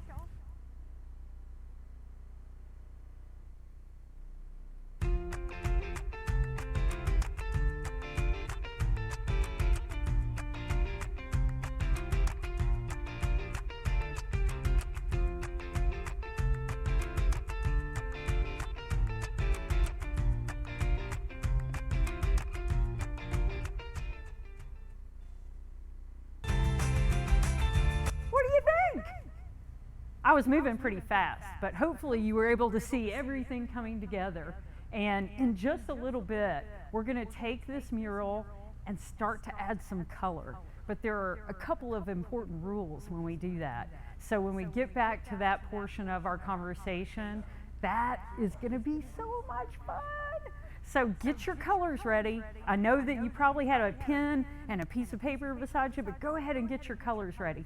Get some crayons, some markers, some watercolors, whatever you have near you. As long as you have like maybe 2 or 3 different colors. If you just have one, we can do patterns. And hopefully you're pretty good with patterns. Like, I don't know, think of some patterns before we come back. Maybe some zigzags, some waves, maybe different checkerboard. I don't know, think of all the patterns you can think of. And when we come back to do our finished piece, you'll I don't know, maybe think about a new pattern that I haven't even thought about yet. Maybe some stripes. I don't know.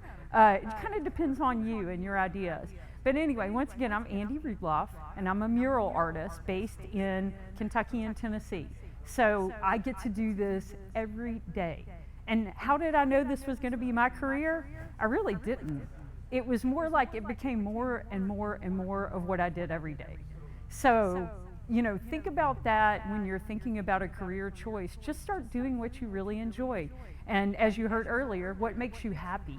And that is how you'll find out what you want to do with your job and your occupation for life. Sound good? Yeah? What else, y'all? Any questions?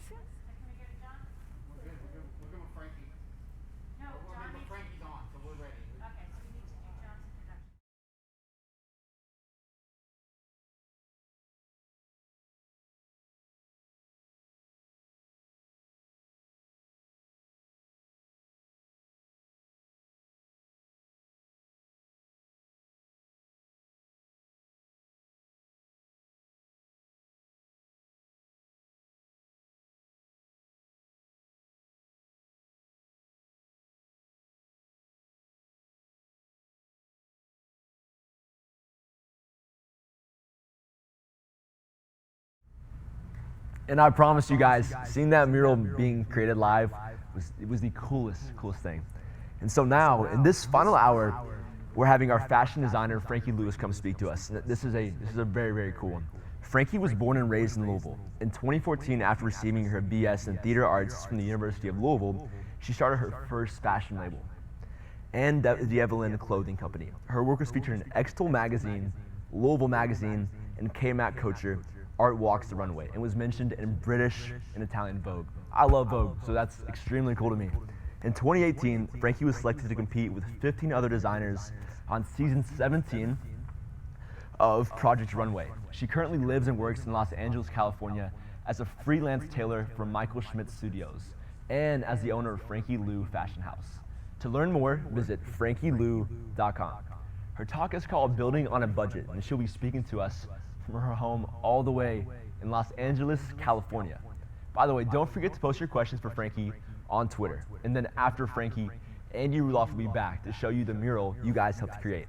And then Brianna Harlan will return to share the project you made with her. Finally, I will be back for some final comments on the festival. It's time to hear from Frankie. The Gatton Academy is Kentucky's first residential 2-year STEM program for gifted and high-ability juniors and seniors. Students enroll as full-time WKU students and pursue their interests in STEM fields. They earn college credit, conduct in-depth research with WKU faculty, and have the opportunity to study abroad, all while thriving in a supportive community. The Commonwealth of Kentucky covers tuition, meals, and housing. To learn more, visit our website, gattonacademy.com. Our application deadline for current sophomores is March 1st. Up next, Frankie Lewis.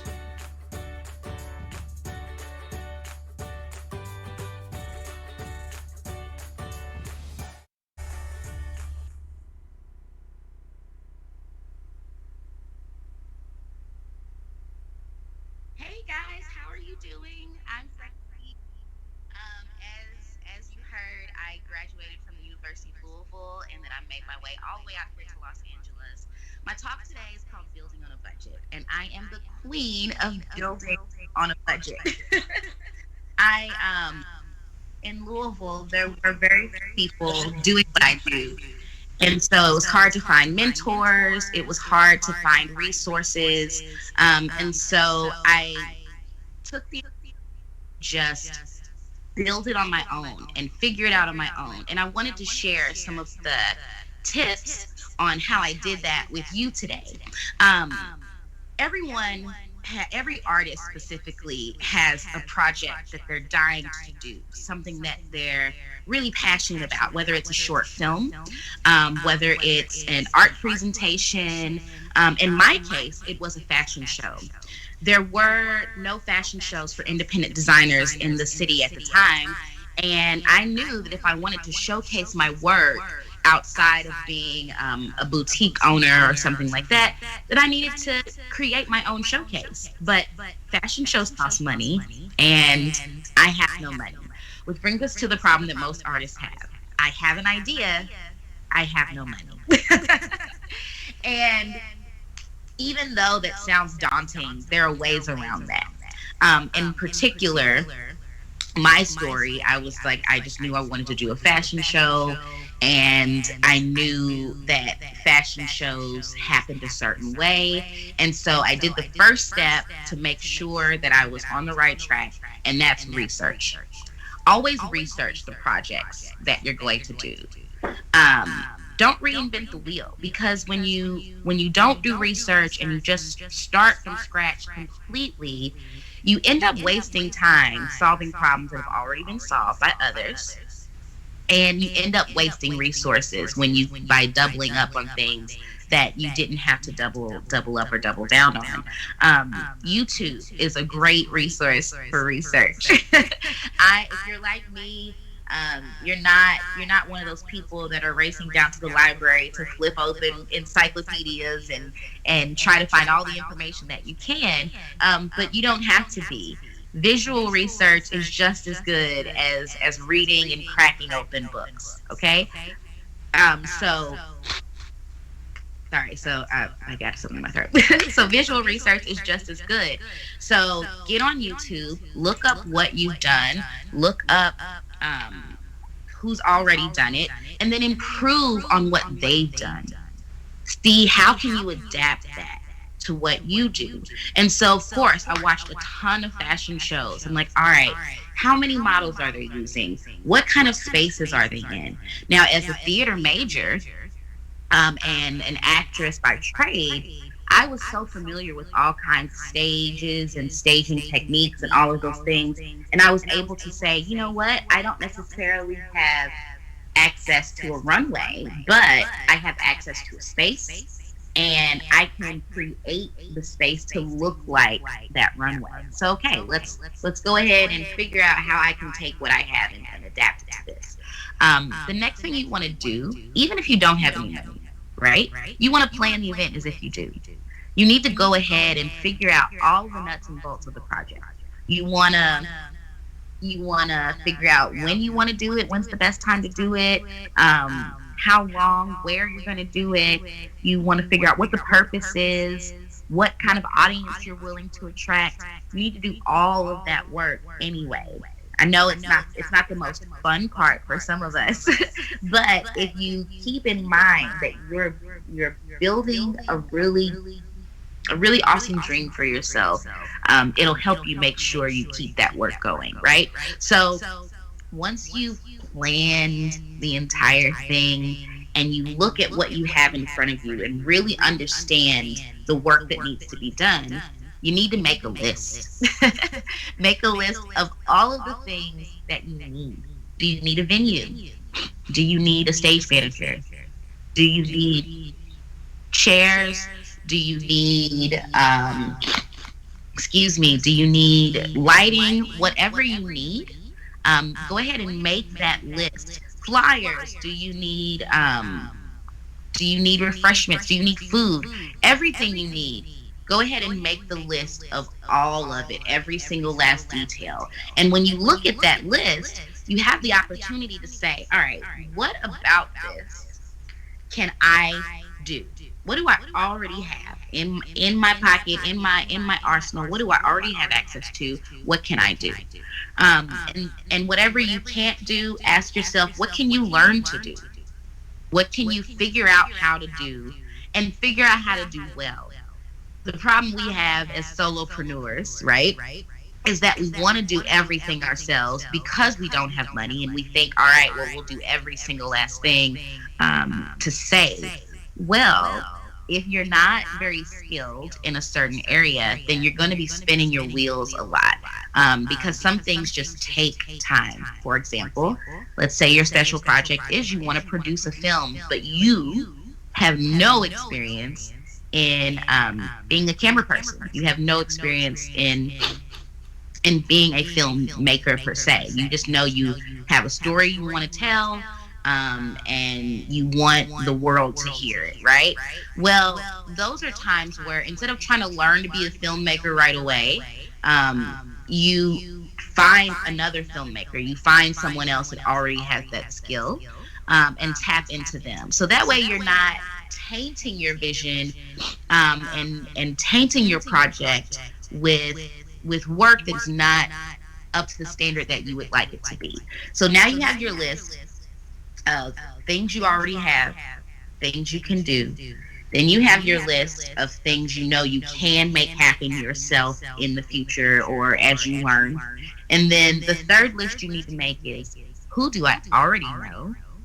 Who's already in my Rolodex, if that's a word people use still. Who's already in my Rolodex that can make the rest of these things happen for me.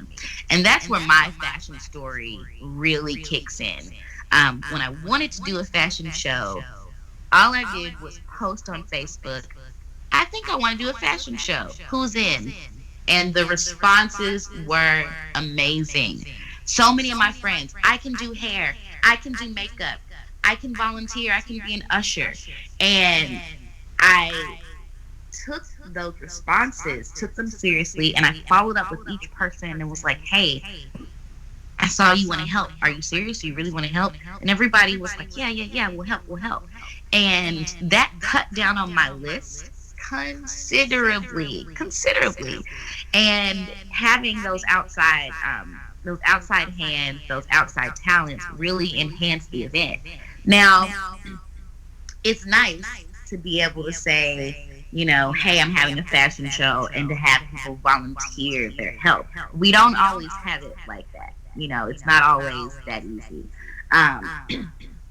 Our volunteer, our outside help, sometimes we have to seek them out, And so what you want to do is make that list, figure out who those people are, and then figure out what can you offer them?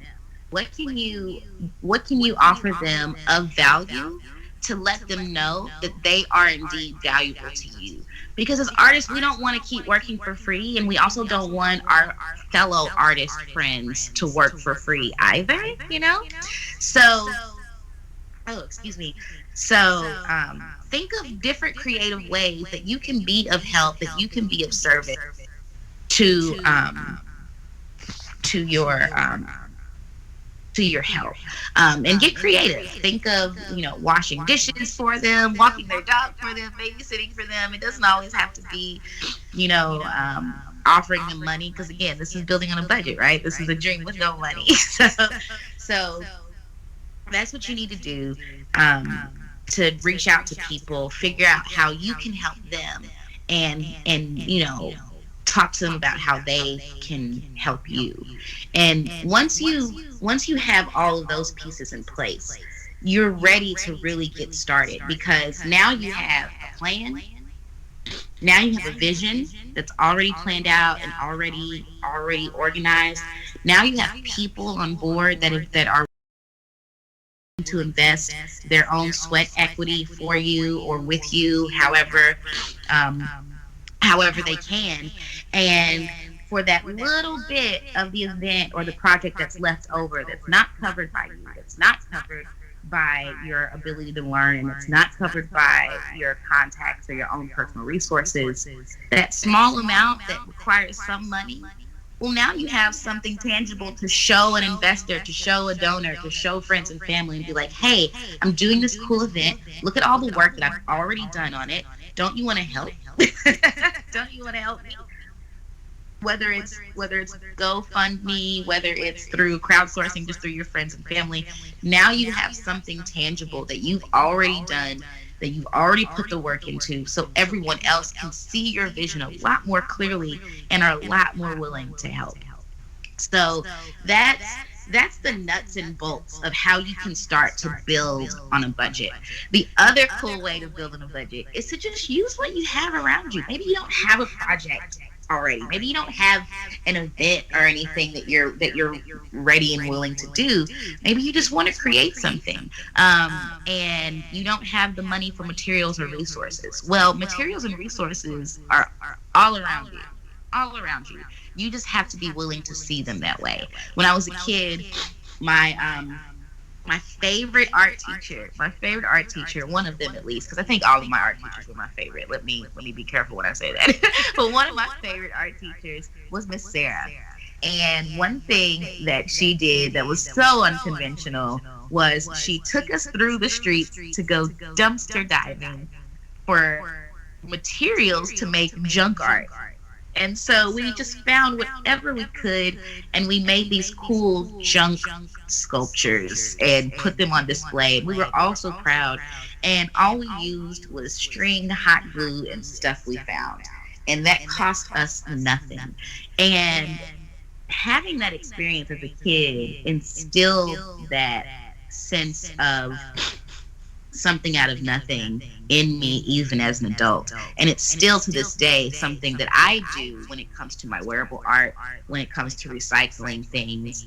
And I wanted to take a chance before I wrapped up to show you some cool videos of me using materials, just either whether they're recycled clothing or whether it's unconventional materials that you'd never make clothes out of. I have a couple of videos to show you for those, to just demonstrate that. So, all right, here's some videos.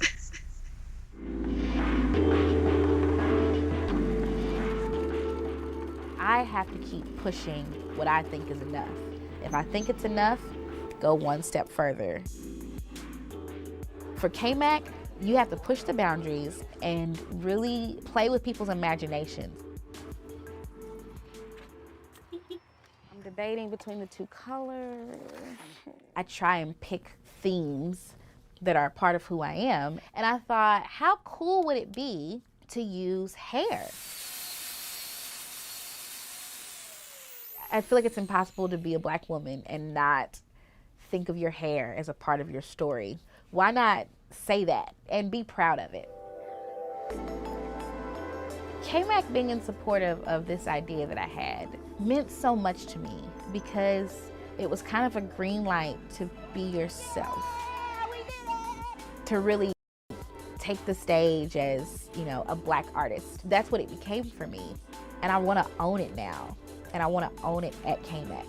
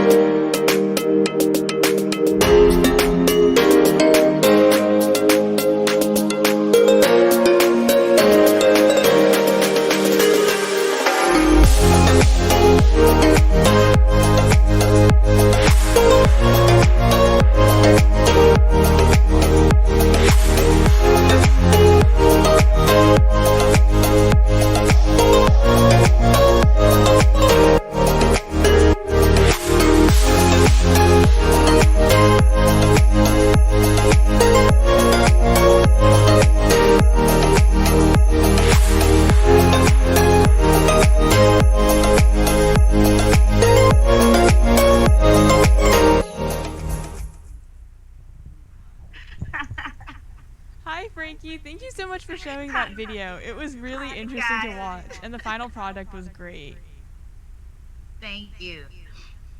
We just wanted to take some time to let you guys know that the virtual auditorium will be closing soon, so if you guys could please just leave the Zoom, you should be right back on the website. If you happen to get kicked out of the Zoom, just go back to the IdeaFest website, and you should be able to watch it from there.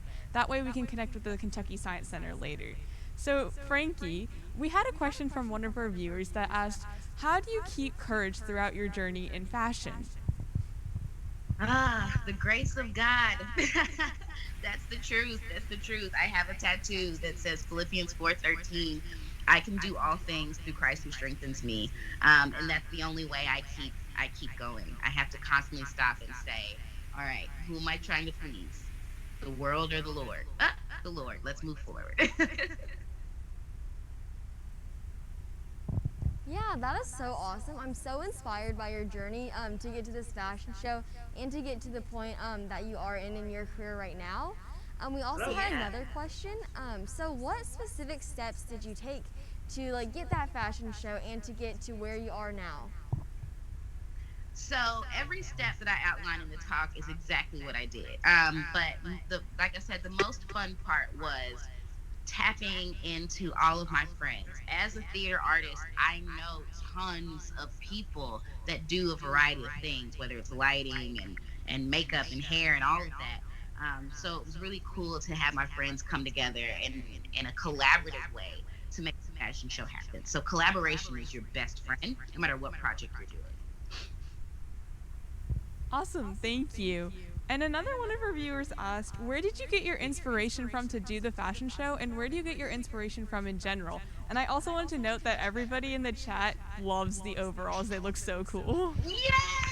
I love it. Because those overalls will be on sale soon, so I'm glad that you love them, and that's good feedback. I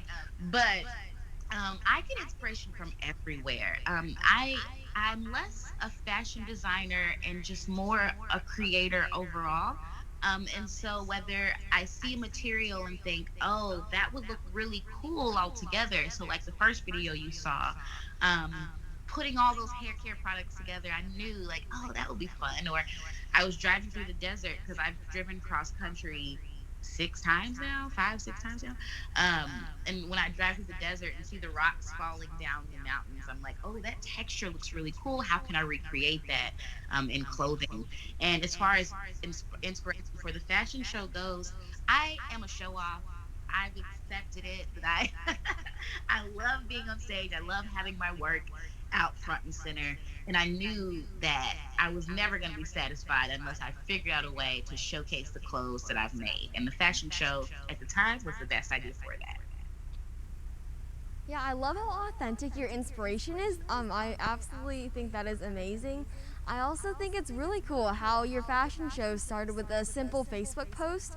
Could you talk more about how that simple post turned into a huge fashion show, and more generally how simple actions can turn into huge actions that can make impacts? Absolutely. So after all of my friends and I were able to accomplish that very first show, we were all addicted. And there were people that are like, when are we doing this again? Are we doing this next year? Are we doing this year after year? And I realized that we had something really special, because at the time there weren't shows like that happening in the city. Every fashion show was featuring a boutique, and if you didn't have your clothes in a boutique, your clothes were not in the show. And so I ended up making lifelong friends from that first model call, women coming in that I never knew that now became sisters to me. So even though the original intention was just to put my work out there, it very much turned into a group effort that everyone benefited from and that everyone got excited about and wanted to keep doing and wanted to use. Like, hey, can I do makeup for your show? I'd love the pictures. Absolutely you can. So when you're able to do something that benefits more than just you, and it's really a platform for everyone around you, you have something good and something worth putting the work into. I love that. And it's just such a great tale of community and a community coming together to do something really nice for society. We had two questions, one from Twitter and one from the chat, that both kind of asked, what are some of your end goals as a creator and as an artist? When you go into a project, what are some of the things that you'd like to get out of that project? As a theater artist, I am obsessed with the reaction of people. Like, acting is reacting. It's not standing up there and talking and walking away. You want your audience to connect with what you're saying, right? And for me, my fashion, whether it's a photo or whether it's a live presentation, I want people to have a reaction to my work, whether it's a smile, a gasp, or a nod. I love the nod. Yes, I want that. That's what I'm looking for. I'm looking for giving people an experience and making them think in different ways. As a creator, I know that my path is going to keep changing, and that right now fashion is my medium. But eventually I know I want to do filmmaking. I know I want to do screenwriting. I know I want to do so much. So I try to remember that and use my skills to kind of dabble into these other things. So whether it's a fashion film or a fashion movie, whatever, I know that I want to just keep creating. And the end goal is to just connect with people and have them react to the work.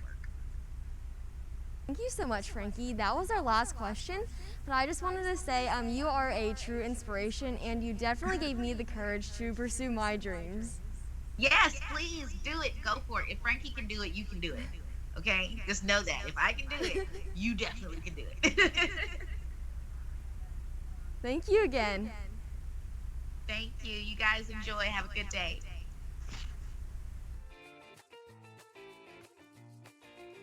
IdeaFestival Bowling Green would like to thank sponsor AT&T for their support. Now here's a brief video for AT&T.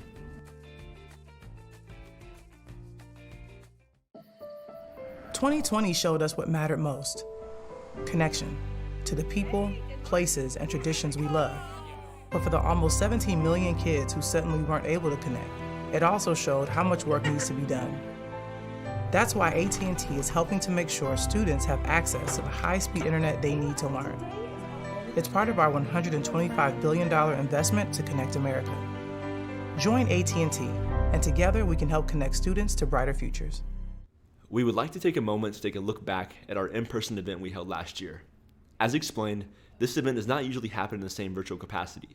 So for those of you just joining us for the first time ever, here's a quick glimpse at our usual festivities.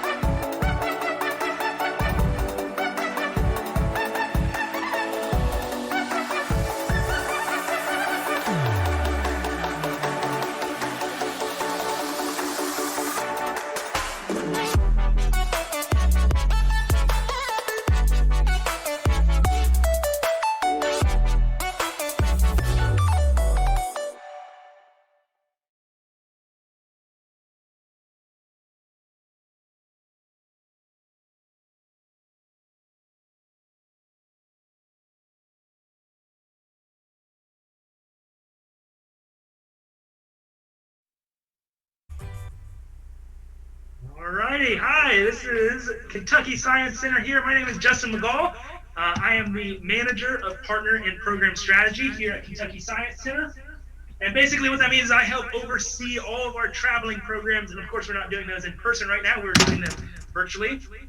And so today we're going to be talking about one of our really cool programs that we put on with different schools and different people all throughout the state. This is all about computer programming. But as you guys can see around me, you got a keyboard, a remote to work my camera here, but I don't really have any computers here. So how are we going to talk about computer programming? What does that all mean? Well, programming in general, let's talk about what programming means. So programming is how we communicate to a computer or a robot, how we talk to that machine. And robots and computers need specific instructions in order to accomplish certain goals or tasks that we want them to accomplish. So whether that being finding an internet resource or something on the internet, or going through numbers, or creating an image on a screen. So we have to have certain elements to that conversation. So let's say, for example, if I'm a robot and someone tells me, Robot Justin, please draw a smiley face on the board.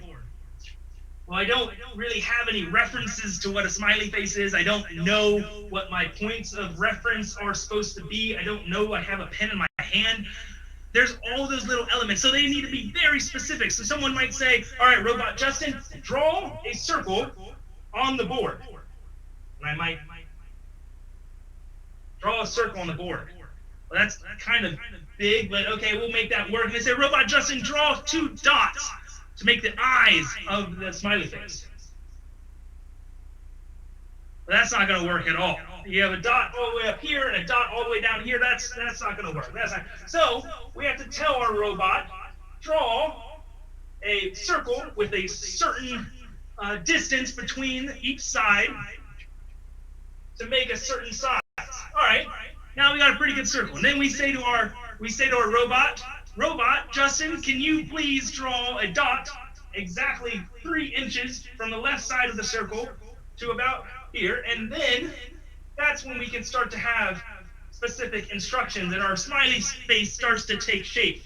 You never know though, it still could be wonky because you have to have very particular instructions with our robot or computer. So what we're going to be talking about today is the different information that we give a robot to tell it to do something, or make an image, or draw something, or make a smiley face, for example. And to do that, we use numbers and we use bits of information to accomplish that task. Now, 1 bit is basically like 1 square on our board here. Zoom down a little bit. And we'll talk more about what these numbers mean. But 1 square is a bit. We have 8 bits here, and that makes up 1 byte.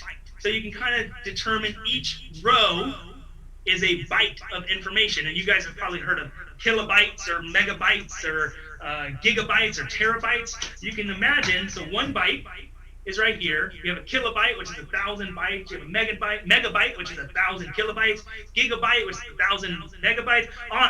On and on and on. So it can start to hold a lot of tiny little squares like this. Now, when we talk about using numbers, we as humans think of numbers kind of like this number right here.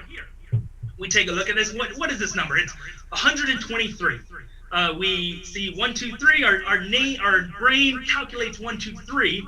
We've been using numbers for a very, very long time in human history, and we have a numbering system based off of tens. So we have on our ones place right here is a 3. On our tens column is the 2, and then our hundreds column we have the 1. So you can kind of think of it as 100 times 1, 2 times 10, and 3 times 1. And you add them up, and you get 123. Now, we don't obviously need to calculate all of those different aspects of the 10 ratio to come up with this. We look at it and we say 123. But computers don't work that way. They don't have a tabulation of 10. They use a tabulation of 2. In fact, that's what kind of the prefix bi in the word binary comes from. So it's 2. It's in tabulations of 2. So if we wanted to make let's see, a number 1, well, we would use a 0, and then a 1. See if we make that a little straighter. Which that makes sense to people. I think we take a look at that and you say, oh, okay, that's number 1, 0, 0, 1. But when we want to make the number 2, just like when we're counting up in our power of tens, and you say 1, 2, 3, 4, 5, 6, 7, 8, 9, what do? You go to the next column to make 1 and make 10. So in the same way, number 1 goes with number 1. Now if we want to go to number 2, it has to carry over to the next slot. And you make 0, 1, 0. Now you guys are starting to see kind of this pattern here that I'm talking about. You guys probably recognize this binary pattern when you start to see, 0, 0, 1, 1, 0, 1, 0, 1, 1. All those different on and off switches and all those different aspects to the binary code that tells us what an exact number is. So it continues to grow and it continues to expand as you calculate. Now, if let's take away our 1, 2, 3 here. Since we're starting to talk in binary code, if we want to make the number 3, you might think, well, you maybe want to have to add the 1 over here and have 1, 0, 0 now. Well, since we established that this is the 1s, this is the 2s, we go up by power of 2, and so 2 times 2 times 2 is 4. This is the 4 column. So to make 3, we need 1 here, 1 here, and a 0 here. So we add it together just like we did with 123. We say the 2 column plus the 1 column equals the number 3. So that's how you make the number 3 in our binary code. Now we're going to start to talk about applying those numbers and doing a little math here and to create an image. Now I'm going to turn it around, turn our board around, and you can see we kind of have a recreated grid here. Here we go. We have a recreated grid, and we have some numbers. I told you we would talk about those numbers in a second. Here we go. All right. So our powers of 2. So we have that 1 column, the 2 column, 4, 8, 16, 32, 64, and 128, making up our 8-bit byte. If we want to tabulate a number with that, we'll go down and we'll take a look at our numbers that we have on our board. So we have 0. So what adds up to 0? Oh, nothing. We don't need to worry about it. So that is blank. Now the next one we have 36. In order to make 36, we can use a 32.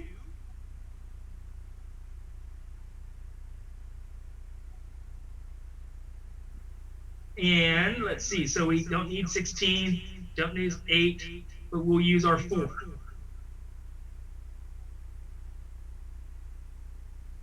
As we continue down to the next byte, the next row, we find 36 again. So we just kind of recreate the same thing we had before.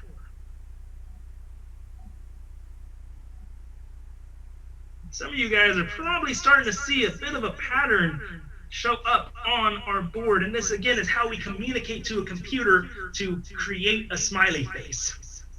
So we have our kind of 2 eyes here. Next code we have is 0. So again, don't need to do anything to that byte, nothing happens. Next one is 66. So for this one, we need to go down to, let's see, do we need 4? Yeah, 8, 16.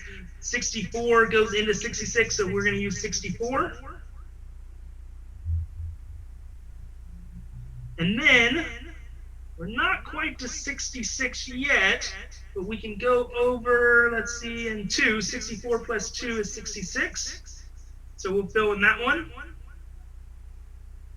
And finally, we have 126. Now, that's a big one.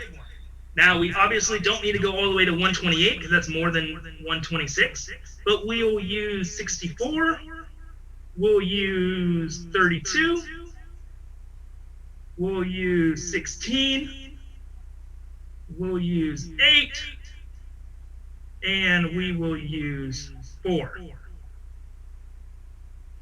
And that's how you tell, and 2.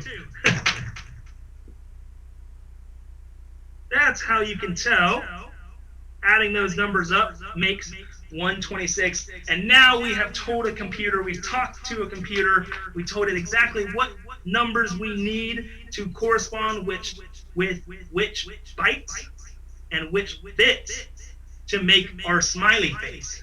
Now, on the packet that you guys are able to access on the shareables on the website, we have a few different activities that you guys can actually basically decode and figure out what different shapes and what different designs are coded on that. Now, down here you see we have a picture of a turtle. Now this one's already coded into it, but we want you to figure out what are the numbers that correspond with it. So again, nothing on the first row or the first byte, so that's a 0. Moving on, the second byte has a 16 and an 8. And we add those together to here, 16, 8, 2, and 64, and we add those together. So a bit of math, but it's a really cool way to use math to create art and use kind of that programming communication. Again, on this one, we take it even a step further and apply certain colors to it. So there's an R for red, a B for black, code it out, and then figure out what the picture is that's on there. And then for those who really want to take it to a whole nother level of coding, we added this one here. Now this has a grid of 4 different sections of bytes and multiple colors and different colors combinations to lay out on this grid. So we really want to see if anyone is up to the challenge of figuring this one out. And what we hope that you can do is if you do any of these, take a photo of it, put it up on social media. Be sure to tag IdeaFest, IFBG 21, and also tag #DoScience, or put @KYScience. You'll find us on any of the social medias on that. We'd love to share your creations on that. But pretty much, we took a look at a few different grids and took a look at a few different ways to communicate with computers and talk to them and talked about bytes and bits and coding. And this is a way, again, I didn't have any computers around me, but we talked about science, computer science, and programming this whole time. So thank you so much for stopping by with us.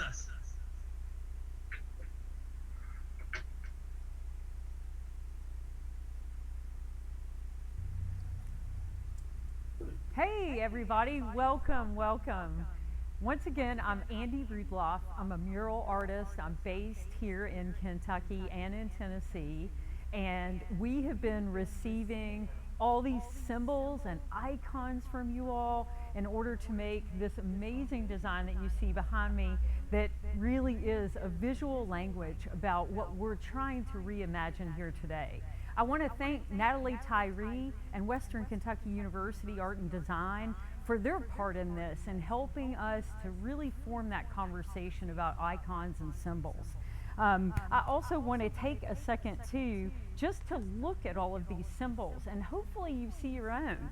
I know we received so many, and so as you look at our design, really try to focus in and see if you can see your own design that you submitted, that symbol, that icon that was meaningful to you. So when we reimagine and restart and rethink, this is something that is new, that has never been seen before. So today we were able to do that just in a matter of 10 minutes. So I encourage you to keep doing that. That's something that I do every day, drawing every day. So pick up a pen and try to draw every day. I think it will help you. And if you need some inspiration, you can visit me on these social media outlets or on my website at chickenhair.com. And remember, #DoStuff. So really get out there and encourage yourself to try something new, and especially in the arts. As I mentioned, all these designs that we created, we need to start to add a little color. And hopefully you got a chance to see the time lapse too.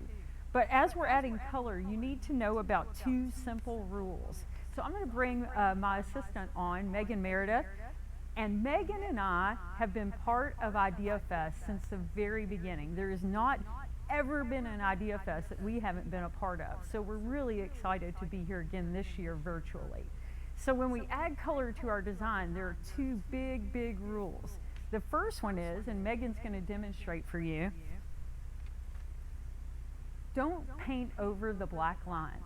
So even when you print this design out, and let me share with you all, you can actually download the design, go to the website, scroll all the way down, and you'll see the word downloads. Click on that and you'll be able to download your own coloring page from the website. So go ahead and do that. And as you do that, or if you do that later, go ahead and keep these simple rules in your mind while you're working on it, okay? So as Megan started to paint, you can see right here, she's made a few color spots. So the first rule, don't paint outside the black line. She did a great job on that. The second rule is don't paint the same color beside the same color. So when we're adding color to our mural, we don't want to put this same sort of magenta color beside the same color because it flattens it out. You may want to actually look at a color wheel, and the color wheel sort of helps you understand opposites on the color wheel, which are also known as complementary colors, okay? So a complement to, let's see which color Megan's going to pick, blue. Okay, so Megan's going for blue. Does anyone know what the complement to blue is? On your color wheel, if you'll look, it's orange. So wherever Megan paints blue, I'm going to put orange right beside it. When you know your complements, you can really make colors pop. Awesome. So when Megan paints blue there, she can't paint blue here, right? Because we don't want to put the same color beside the same color.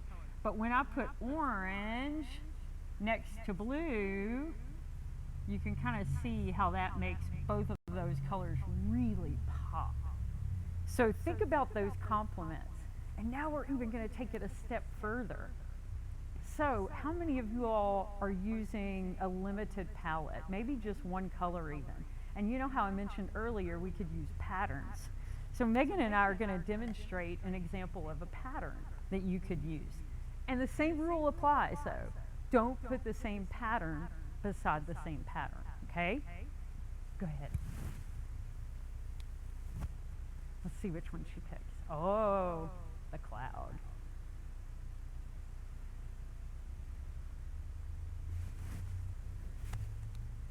And what's really fun about the coloring page that you all can download is you can actually work on it with someone else, just like we're doing today. You can do it by yourself or you could work on it with someone else. So you can see her pattern. She came up with a really unique pattern. And I'm going to use a different color and throw some other pattern in there. You can see it really start to come to life. Now, if we did this pattern there, we can't do it right here. But you could find another space to do that same pattern, okay? So let's try another one. What's another pattern that we could do? Let's see. Why don't we go over here? And I'm just going to do the background with another pattern. And sometimes after I throw my patterns and my colors on here, I'll actually go back over the black lines to really make it pop. So think about that. I'll switch up with you. Yeah, on the coloring page, you could totally use my favorite tool, one of my favorite tools, was just a Sharpie. Like, go over the black lines after you do all of your colors.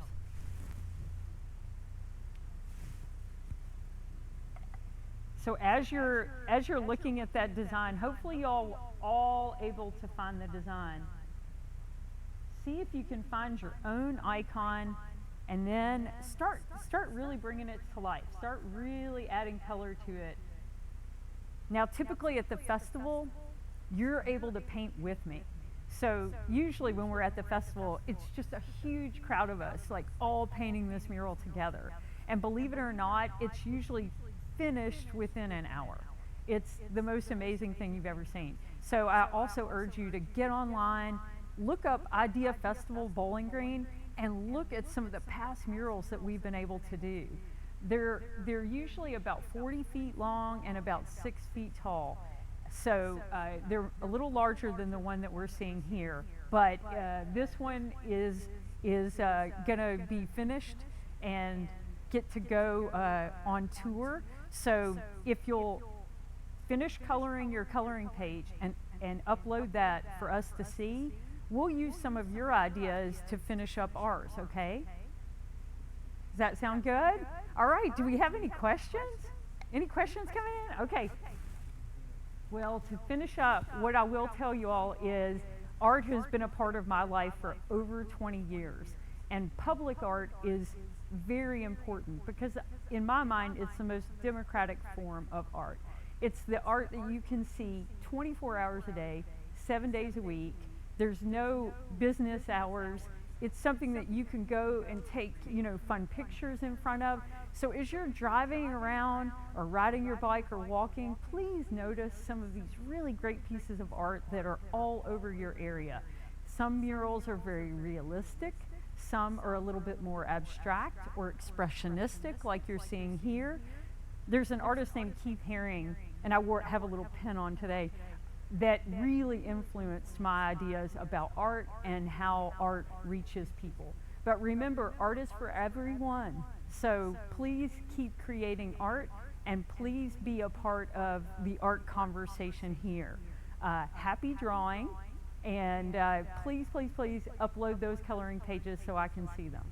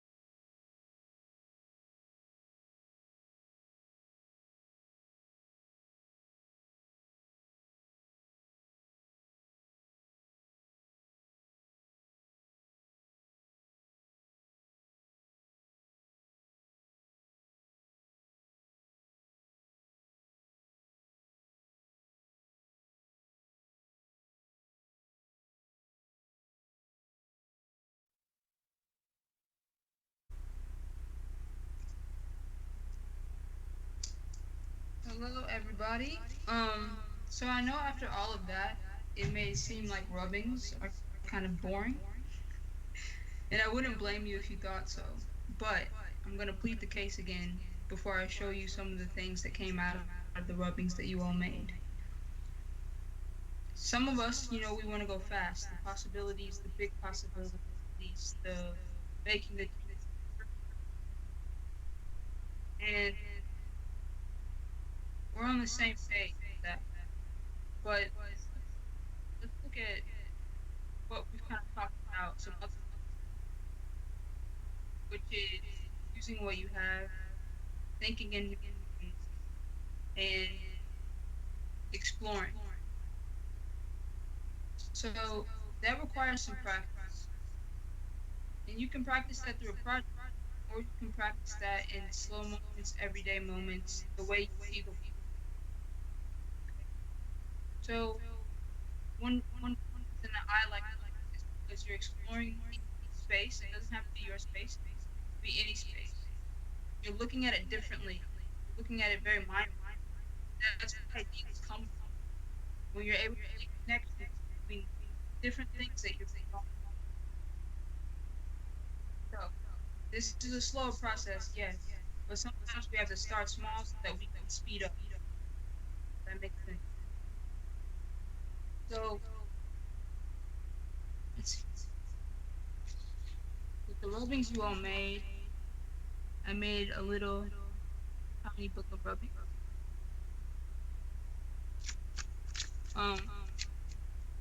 You can see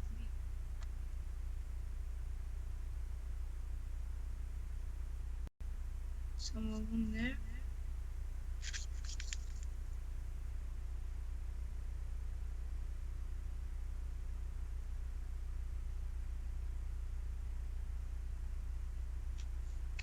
I really love when things come together, right? Because from this little book, I can already people. So I really love how Andy helped you all design the symbols, putting them on a mural so they can interact with it.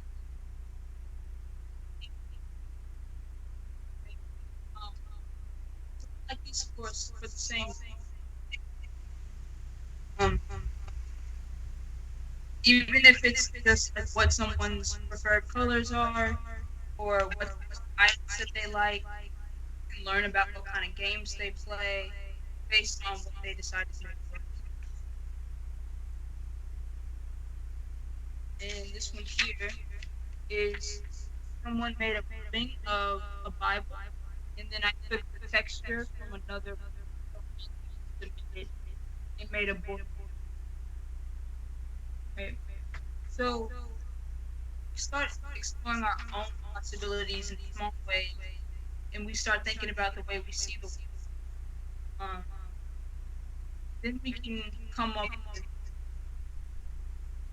different ideas and ways of interacting, not only with objects or drawings or fabric, but also with other people. And when other people get together and then they share all of those ideas with all of those materials, that's when it's really exciting. And that's when some bigger communities can happen. And I think when change can happen. That's all that I have. I hope you find your thing that helps you slow down and challenge your perspective. And I hope you find your thing that makes you speed up and accomplish whatever it is that you want to.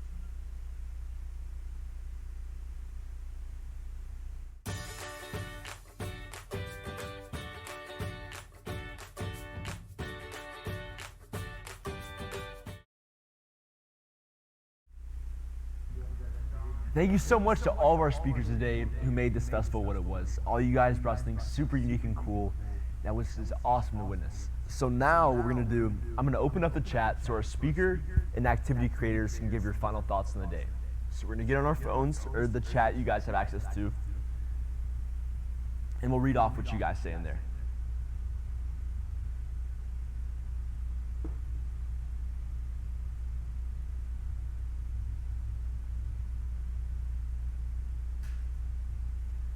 I like it. That's so cool. We got one comment. I agree. I think all of that was awesome. Super interesting.